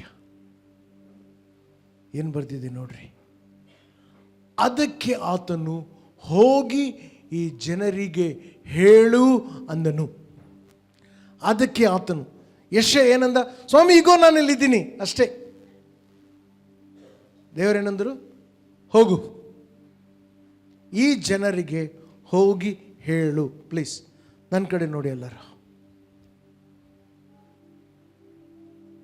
ಯೆಶಯ್ಯ ಹೇಳಬೇಕಂದ್ರೆ, ಈಗ ನಾನು ಮಾತಾಡಬೇಕಂದ್ರೆ ನನ್ನ ಶರೀರದ ಯಾವ ಅವ್ಯಯವನ್ನು ನಾನು ಉಪಯೋಗಿಸ್ಬೇಕು ಮಾತಾಡಲಿಕ್ಕೆ? ಹೇಳ್ರಿ, ಹೇಳ್ರಿ, ಗೆಟ್ಟಿಗೆ ಹೇಳ್ರಿ. ಇದೇನು ಪ್ರೈಸ್ ಇಲ್ಲ, ಕಳ್ಕೊಳ್ಳೋ ನೆಗೆಟಿವ್ ಮಾರ್ಕಿಂಗ್ ಇಲ್ಲ. ಹೇಳ್ರಿ ಸ್ವಲ್ಪ ಬಾಯಿಯಿಂದ. ಸ್ವಲ್ಪ ಹೊತ್ತು ಮುಂಚೆ ಆ ಬಾಯಿ ಹೊಲಸು ತುಟಿಯಾಗಿತ್ತು. ಆದರೆ ಸ್ವಲ್ಪ ಹೊತ್ತು ಮುಂಚೆ ಅದೇ ಬಾಯಿಯಲ್ಲಿ ಸ್ವರ್ಗದಿಂದ ಉರಿಯುವ ಬೆಂಕಿಯ ಕೆಂಡ ಆ ಬಾಯನ್ನು ಮುಟ್ಟಿದಾಗ ಅದೇ ಹೊಲಸು ಬಾಯಿ ಈಗ ಸುವಾರ್ತೆ ಸಾರುವಂತ ಬಾಯನ್ನಾಗಿ ಆತನು ಮಾಡಿದ್ದಾನೆ. ಎಲ್ಲಿ ನೀವು ಬಲಹೀನನು ಕುಂತಿದೆಯೋ ಆ ಭಾಗವನ್ನು ಇವತ್ತು ಬೆಂಕಿ ಕೆಂಡ ಮುಟ್ತದೆ. ನೀವು ಒಂದು ವೇಳೆ ರೋಗಿಯಾಗಿದ್ದರೆ ದೇವರು ನಿಮ್ಮನ್ನು ವಾಸಿ ಮಾಡಿ ನೀವು ಹೋಗಿ ರೋಗಿಗಳನ್ನು ವಾಸಿಪಡಿಸ್ತೀರಿ. ನೀವು ಹಣದಿಲ್ಲದಂತೆ ಇರುವುದಾದರೆ ದೇವರು ಆ ಹಣದ ಬಡತನವನ್ನು ಮುಟ್ಟಿ ಹಣವಂತರನ್ನಾಗಿ ಮಾಡಿ ನೀವು ದೇವರ ರಾಜ್ಯಕ್ಕೆ ಸೇವೆಗಾಗಿ ಕೋಟಿಗಟ್ಟಲೆ ಹಣ ಕೊಡುವರಂತೆ ಮಾಡ್ತಾನೆ. ಹೊಲಸು ತುಟಿ ನನಗೆ ಬಹಳ ಇಷ್ಟ ಆಯ್ತಿದ್ದು. ಹೋಗಿ ಹೇಳು. ಆದರೆ ಆ ಬಾಯಿ ಹೇಳೋದಕ್ಕಿಂತ ಮುಂಚೆ ಅದಕ್ಕೆ ಕೆಂಡ ಬರಬೇಕು. ಕೆಂಡ ಬಂದರೆ ಬಿಸಿ ಆಗ್ತದೆ. ಆರಾಮಾಗಿ ಎ ಸಿಯಲ್ಲಿ ಕುಂತಂಗೆ ಇರಲ್ಲ. ಆ ಕೆಂಡ ಬಂದಾಗ ನಮ್ಮ ಆರಾಮ್ ಜೀವಿತ ಅನ್ನೋದು ಕಲಗಿಸಿ ಬಿಡ್ತದೆ. ಆವಾಗಲೇ ಹೊರಗೆ ಹೋಗ್ತೇವೆ ನಾವು. ನರಕ ನಿಜ, ಸ್ವರ್ಗ ನಿಜ. ನರಕ ಯುಗಕ್ಕೂ ನಿತ್ಯತ್ವಕ್ಕೂ ಇರ್ತದೆ, ಸ್ವರ್ಗ ನಿತ್ಯತ್ವಕ್ಕೂ. ಇವತ್ತು ನೀವೊಬ್ಬರೇ ಬರ್ತಾ ಇದ್ದೀರಾ ಸಭೆಗೆ, ಹೆಂಡತಿ ಬರ್ತಾ ಇಲ್ವಾ? ನಾನು ಹೋಗ್ತಾ ಇದ್ದೀನಿ ಸಭೆಗೆ ಅಂತ ಸಂತೋಷ ಪಡಬೇಡ್ರಿ, ದುಃಖ ಪಡಬೇಕು. ಹೆಂಡತಿ ಬರ್ತಾ ಇಲ್ಲ, ಮಕ್ಕಳು ಬರ್ತಾ ಇಲ್ಲ, ಅಪ್ಪ ಅಮ್ಮ ಬರ್ತಾ ಇಲ್ಲ, ಮೊರೆ ಇಡ್ರಿ. ಪ್ರಾರ್ಥನೆ ಮಾಡ್ತಾ ಇದ್ದೆ. ದೇವ್ರ ನಾಮಕ್ಕೆ ಸ್ತೋತ್ರ. ನಮ್ಮ ಅಪ್ಪ ಸಾಯೋದಕ್ಕಿಂತ ಒಂದು ದಿನ ಮುಂಚೆ ಯೇಸಮ್ಮನ ಕಂಡುಕೊಂಡ್ರು. ನಮ್ಮ ತಾಯಿ ಸಾಯೋದಕ್ಕಿಂತ 1 ತಾಸು ಮುಂಚೆ ಯೇಸಮ್ಮನ ಕಂಡುಕೊಂಡ್ರು. ನನ್ನ ಅಕ್ಕ ತಂಗಿ ಅವ್ರ ಕುಟುಂಬ ಅವ್ರು ಇನ್ನೂ ನಂಬಿಲ್ಲ. ಪ್ರತಿದಿನ ಅವ್ರಿಗೋಸ್ಕರ ಮೊರೆ ಇಡ್ತಾ ಇದ್ದೀನಿ, ದೇವರೇ ಅವ್ರನ್ನ ರಕ್ಷಿಸಪ್ಪ. ಇಲ್ಲಾಂದರೆ ಗಣೇಶ್ ಪಾಸ್ಟರ್ ಅವರ ಸಹೋದರಿಯಿಂದ ಸ್ವರ್ಗಕ್ಕೆ ಎಂಟ್ರಿ ಇಲ್ಲ. ನೀನು ರಕ್ಷಣೆ ಹೊಂದಿದ್ರೆ ನೀನು ಹೋಗ್ತಿ, ನಿನ್ನ ಹೆಂಡತಿ ರಕ್ಷಣೆ ಹೊಂದಿದ್ರೇ ಆಕಿ ಹೋಗ್ತಾಳೆ, ನಿಮ್ಮ ಮಕ್ಕಳ ರಕ್ಷಣೆ ಅಂದ್ರೆ ಹೋಗ್ತಾರೆ. ಪ್ಲೀಸ್ ದೇವರ ವಿಷಯಗಳನ್ನು ಗಂಭೀರವಾಗಿ ತಗೊಳ್ಳೋಣ. ಸಾಕು ನಮಗೋಸ್ಕರ ಜೀವಿಸಿದ್ದು. ಪೌಲ್ ಹೇಳ್ತಾನೆ, ಇರೋದು ಒಂದೇ ಒಂದು ಜೀವ, ಕ್ರಿಸ್ತನಿಗಾಗಿ ನಾನು ಜೀವಿಸ್ತೇನೆ, ಬಾಕಿ ಎಲ್ಲ ನನಗೆ ಮರಣ ಅಂದೇಳಿ. One life it will soon be lost. ಕ್ರಿಸ್ತನಿಗೋಸ್ಕರ ಮಾಡಲ್ಪಟ್ಟಿದ್ದು ಶಾಶ್ವತವಾಗಿ ಉಳಿತದ್ದು. ಎಷ್ಟು ಜನ ಹೇಳ್ತೀರಿ, ಸ್ವಾಮಿ ನಾನಿದ್ದೀನಪ್ಪ.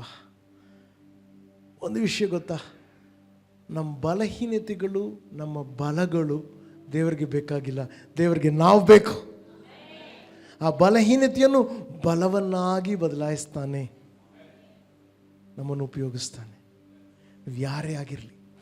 ಆ ಸಮಾರಿಯ ಸ್ತ್ರೀ ಇಂಥ ಹೊಲಸು ಜೀವನ ಜೀವಿಸ್ತಾ ಇದ್ಲು. ಅಷ್ಟು ಮಂದಿ ಗಂಡಂದ್ರು ಇಟ್ಕೊಂಡು ಇನ್ನೊಂದು ಗಂಡನನ್ನು ಇಟ್ಕೊಂಡು ಯೇಸಮ್ಮ ಹತ್ರ ಬರ್ತಾಳಾಕಿ. ಆ ಒಬ್ಬ ಹೆಂಗಸನ ಮುಖಾಂತರ ಸಮಾರ್ಯ ಪಟ್ಟಣವೆಲ್ಲ ರಕ್ಷಣೆ ಬಂದು ದೇವರ ರಾಜ್ಯಕ್ಕೆ ಬಂದು. ಆದಾಮ್ ಪಾಪ ಮಾಡಿದಾಗಿಂದ ಪಾಪದ ಸ್ವಭಾವ ಎಲ್ಲರಲ್ಲಿದೆ. ಕ್ರಿಸ್ತನನ್ನು ನಾವು ನಂಬಿಕೊಂಡ ಮೇಲೆ ಕೂಡ ಆ ಪಾಪ ಸ್ವಭಾವ ಹೊರಗೆ ಬರ್ಲಿಕ್ಕೆ ನೋಡ್ತಾ ಇರ್ತದೆ. ಕೆಲವ್ರಿಗೆ ಅವಕಾಶ ಸಿಕ್ಕಿಲ್ಲ, ಅದಕ್ಕೆ ಪಾಪ ಮಾಡಿಲ್ಲ. ಅವಕಾಶ ಸಿಕ್ಕಿದ್ರೆ ಗ್ಯಾರಂಟಿ ಮಾಡ್ತಾ ಇದ್ದೀರೇನೋ ಗೊತ್ತಿಲ್ಲ. ಚಿಕ್ಕಿ ನೋಡು ದೊಂಗ, ಚಿಕ್ಕನ ನೋಡು ದೊರ. ಅವ್ರು ಹೇಳ್ಕೊಟ್ರು, ನನಗೆ ಗೊತ್ತಿಲ್ಲ.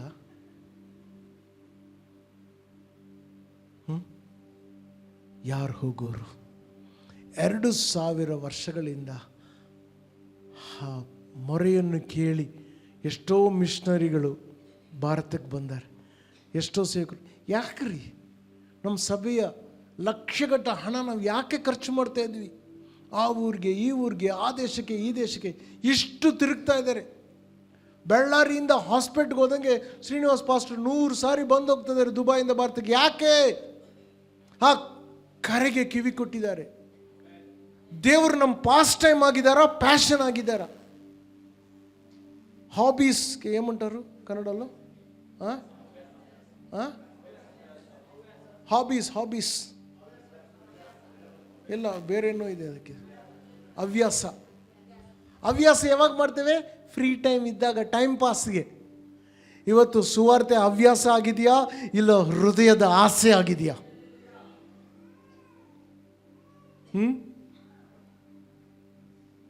ಯೋಚನೆ ಮಾಡಿರಿ. ಸ್ವರ್ಗಕ್ಕೆ ಗ್ಯಾರಂಟಿಡ್. ನೀವು ಇವತ್ತು ಆ ಕರೆಗೆ ಎಸ್ ಅಂದಿಲ್ಲ ಅಂದ್ರೂ ಕೂಡ ನೀವು ಸ್ವರ್ಗಕ್ಕೆ ಹೋಗ್ತೀರಿ. ದೇವರು ನಿಮ್ಮ ಕುಟುಂಬವನ್ನು ಆಶೀರ್ವದಿಸ್ತಾನೆ. ದೇವರು ಯಾವ ಸೈತಾನ್ ಕಾರ್ಯ ನಿಮ್ಮ ಹತ್ರ ಬರ್ದಂಗೆ ಎಲ್ಲ ನೋಡ್ಕೊತಾನೆ. ಆದರೆ ಸ್ವರ್ಗಕ್ಕೆ ಹೋದಾಗ ಬರೇ ಕೈಯಿಂದ ಹೋಗ್ತೀರಿ. ಹಂಗೆ ಹೋಗೋದು ಇಷ್ಟನಾ? ಇಲ್ಲಾಂದರೆ ಸ್ವರ್ಗಕ್ಕೆ ನೀವು ಬಂದಾಗ ಅಲ್ಲಿ ಒಬ್ಬ ದೊಡ್ಡ ಜನರ ಗುಂಪು ಎದ್ದು ನಿಂತ್ಕೊಂಡು ಚಪ್ಪಾಳೆ ತಟ್ಟಿ, ನೀವು ಸುವಾರ್ತೆ ಸಾರಿದಿರಿ, ನನಗೆ ನೀವು ಮಿಷನ್ ಆಫರಿಂಗ್ ಕೊಟ್ಟಿದ್ದೀರಿ, ನೀವು ಬಂದು ಸುವಾರ್ತೆ ಸಾರಿದಿರಿ, ನೀವು ನನಗೋಸ್ಕರ ಪ್ರಾರ್ಥನೆ ಮಾಡಿದ್ರಿ, ನಿಮ್ಮಿಂದ ನಾನು ಬಂದು ಸ್ವರ್ಗದಲ್ಲಿದ್ದೀರಿ ಅಂತೇಳಿ ಆ ದಿನ ಸಾಕ್ಷಿ ಕೇಳ್ಕೊಳ್ಬೇಕು. ನಿಮ್ಗೆ ಇಷ್ಟ ಇದೆಯಾ? 12 ಆಗಿಲ್ಲ, ಕೆಲವರು ಟೈಮ್ ನೋಡ್ತಾ ಇದ್ರಿ. ಇನ್ನು ಎಲ್ಲರ ಮೇಲೆ ನನ್ನ ಕಣ್ಣಿದೆ. ಯಾರು ವಾಚ್ ನೋಡಿದ್ರು ಕೂಡ ನಾನು ನೋಡ್ತಾ ಇದ್ದೀನಿ. ऊपर वाला भी सब कुछ देख रहा है.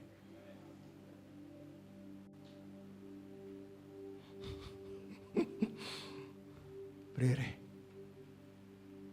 ಇವತ್ತು ದೇವರು ಯಾರನ್ನೂ ಒತ್ತಾಯಿಸೋದಿಲ್ಲ. ಭಾವೋದ್ರೇಕವಾಗಿ ಮಾಡಬೇಡ್ರಿ. ಭಾರದಿಂದ, ಸ್ವಾಮಿ ನಾನಿದ್ದೀನಪ್ಪ, ಕರ್ತನ ಸನ್ನಿಧಿಯಲ್ಲಿ ಎದ್ದು ನಿಂತ್ಕೊಳ್ಳೋಣ. ರಬ ಶಕರಿಯ ಮಾಸಂದ ರಬ ಲಕ ಶಕರಿಯ ಅಂತರ ಶಕರಿಯ ಬಲ ನಮ ಶಕರ ಬಲ. ಪ್ಲೀಸ್, ಕೆಲವು ಕ್ಷಣದಲ್ಲಿ ಮುಗಿಸ್ತಾ ಇದ್ದೀವಿ. ಇದು ಬಹಳ ಗಂಭೀರವಾದ ಸಮಯ. ಪ್ಲೀಸ್ ನಿಂತ್ಕೊಳ್ಳಿ ಕೇಳಿದೆ ಅಷ್ಟೇ, ಕಣ್ಣು ಮುಚ್ಕೊಳ್ಳಿ ಕೇಳಿಲ್ಲ. ನನ್ನ ಕಡೆ ನೋಡ್ತೀರಾ ಸ್ವಲ್ಪ? ನಮ್ಮಲ್ಲಿ ದೇಶಗಳನ್ನು ಅಲ್ಲ ಕಳ್ಳೋಲ ಮಾಡೋರು ನಾವಿಲ್ಲಿದ್ದೇವೆ. ಇಲ್ಲಿ ದೇಶವನ್ನು ತಲೆ ಕೆಳಗೆ ಮಾಡೋರು ಇಲ್ಲಿದ್ದೀರಿ. ಇತಿಹಾಸ ರಚಿಸುವವರಿದ್ದೀರಿ. ವೈರ್ಯ ಕಾರ್ಯಗಳನ್ನು ಕೆಡವಿ ಹಾಕೋರು ನಮ್ಮ ಮಧ್ಯದಲ್ಲಿದ್ದೀರಿ. ದೇವರು ಯಾರನ್ನು ಟೈಮ್ ಪಾಸ್ಗೆ ಉಂಟು ಮಾಡಿಲ್ಲ. ನಿಮ್ಮನ್ನು ಭೂಮಿಗೆ ಕಳಿಸಿ ಎಲ್ಶಡಾಯ್ ಸಭೆಯಲ್ಲಿ ಇವತ್ತು ನೀವು ಇಲ್ಲಿ ಇದ್ದೀರಿ ಅಂದರೆ ನಿಮ್ಮ ಜೀವಿತಕ್ಕಾಗಿ ಆತನು ಒಂದು ಉದ್ದೇಶವನ್ನು ಇಟ್ಟಿದ್ದಾನೆ. ಒಂದು ಉದ್ದೇಶವನ್ನು ಇಟ್ಟಿದ್ದಾನೆ. ಪ್ಲೀಸ್, ಯಾರು ಅಂದುಕೊಳ್ಳಬೇಡ್ರಿ ನಾನೊಬ್ಬ ನಾಲಾಯಕ, ನಾನು ಯಾವ ಕೆಲಸಕ್ಕೆ ಬಾರದವನು. ಅಂಥವರೇ ನನ್ನ ಯೇಸುಗೆ ಬೇಕು. ಒಂದು ಕತ್ತೆಯನ್ನು ದೇವರು ಉಪಯೋಗಿಸಿದ್ದ ಪ್ರವಾದಿ ಹತ್ರ ಮಾತಾಡಲಿಕ್ಕೆ. ಈ ಕತ್ತೆಯನ್ನು ಉಪಯೋಗಿಸ್ತಾ ಇದ್ದಾನೆ. ಈ ಕತ್ತೆಗಳನ್ನೆಲ್ಲನೂ ಕೂಡ ಉಪಯೋಗಿಸಪ್ಪ. ಜೀಸಸ್ ರಿಯಲ್ ನಮ ಶಕರಿ ಅಂತ ನಿಮ್ಮ ಮನಸ್ಸಿನಿಂದ ಹವ್ಯಾಸವಾಗಿ ಅಲ್ಲ, ಹೃದಯದ ಆಸೆಯಾಗಿ, ಸ್ವಾಮಿ ನೀನು ಎಲ್ಲಿ ಹುಡುಕೋದು ಬೇಡಪ್ಪ, ನಾನಿದ್ದೀನಿ, ನನ್ನ ಕಳಿಸು. ಎಲ್ಲಿ ಹುಡುಕಬೇಡ ಸ್ವಾಮಿ, ನಾನಿದ್ದೀನಪ್ಪ, ನನ್ನನ್ನು ಕಳಿಸು, ನನ್ನನ್ನು ಕಳಿಸು.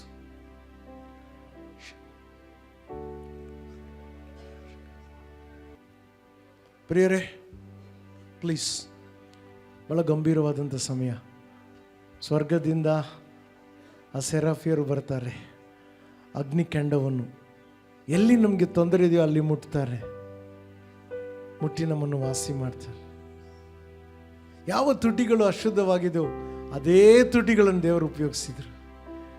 ನೀವು ಬೇಕು ದೇವರಿಗೆ, ನೀವು ಬೇಕು, ನೀವು ಬೇಕು.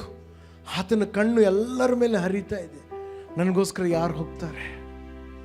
ಅದೆಲ್ಲ ನಡೀತಾ ಇರುವಾಗ ಯೆಶಾಯನು ದೇವರನ್ನು ನೋಡಿದ. ದೇವರು ನೋಡಿದಾಗ ಏನು ಹೇಳಿದ? ನನ್ನ ಕಣ್ಣುಗಳು ಏನಾಯಿತು? ಉನ್ನತನಾಗಿರುವಂಥ ಆ ದೇವರನ್ನು ಕಂಡಿತು. Thank you Jesus. ಇವತ್ತು ಒಂದು ವೇಳೆ ನೀವು ಬಯಸೋದಾದರೆ, ಸ್ವಾಮಿ ನಾನು ಇದೀನಪ್ಪ, ನನ್ನ ಕಳಿಸು, ನಾನು ಹೇಳ್ತಿದ್ದೀನಿ ಅಂತ ಮಾಡಬೇಡ್ರಿ.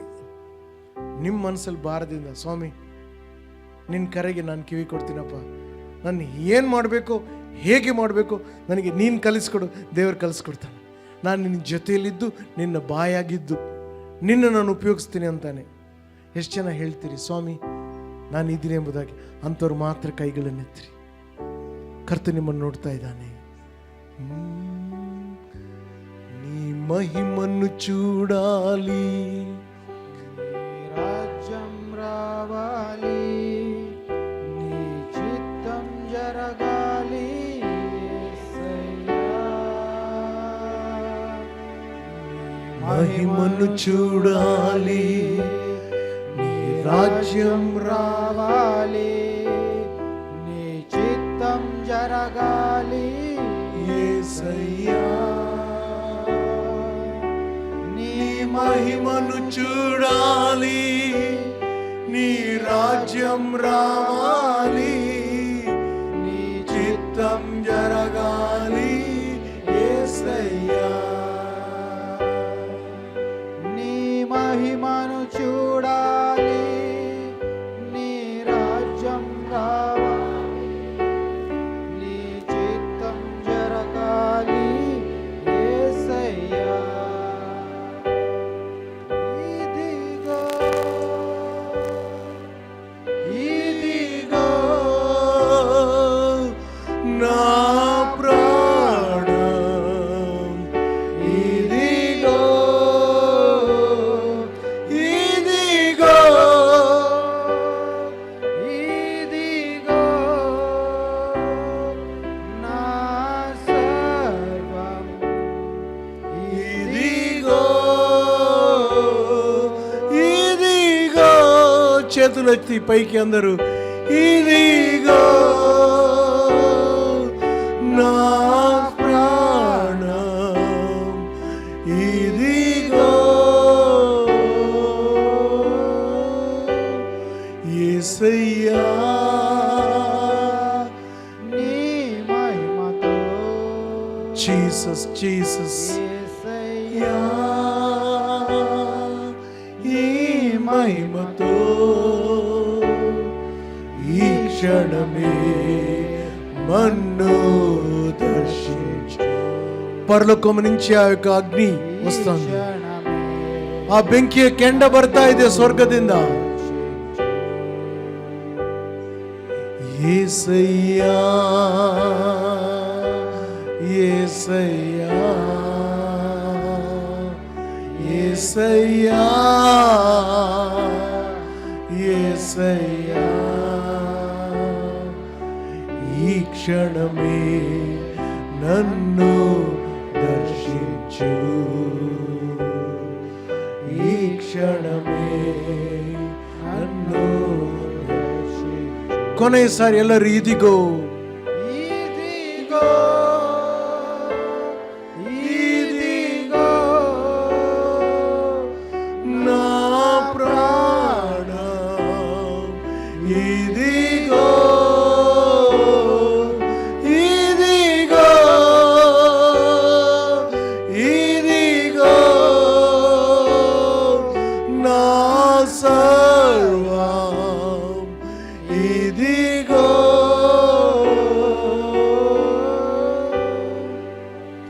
యేసయ్యా.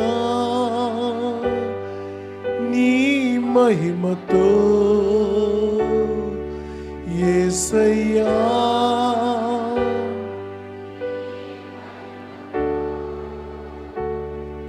ఈ క్షణమే మమ్ము దర్శి. ಕೊನೆಯಸಾರಿ ಎಲ್ಲರ ಕೈಗಳನ್ನೆತ್ತಿ, ಈ ಕ್ಷಣమే ನನ್ನು ದರ್ಶಿಂಚು,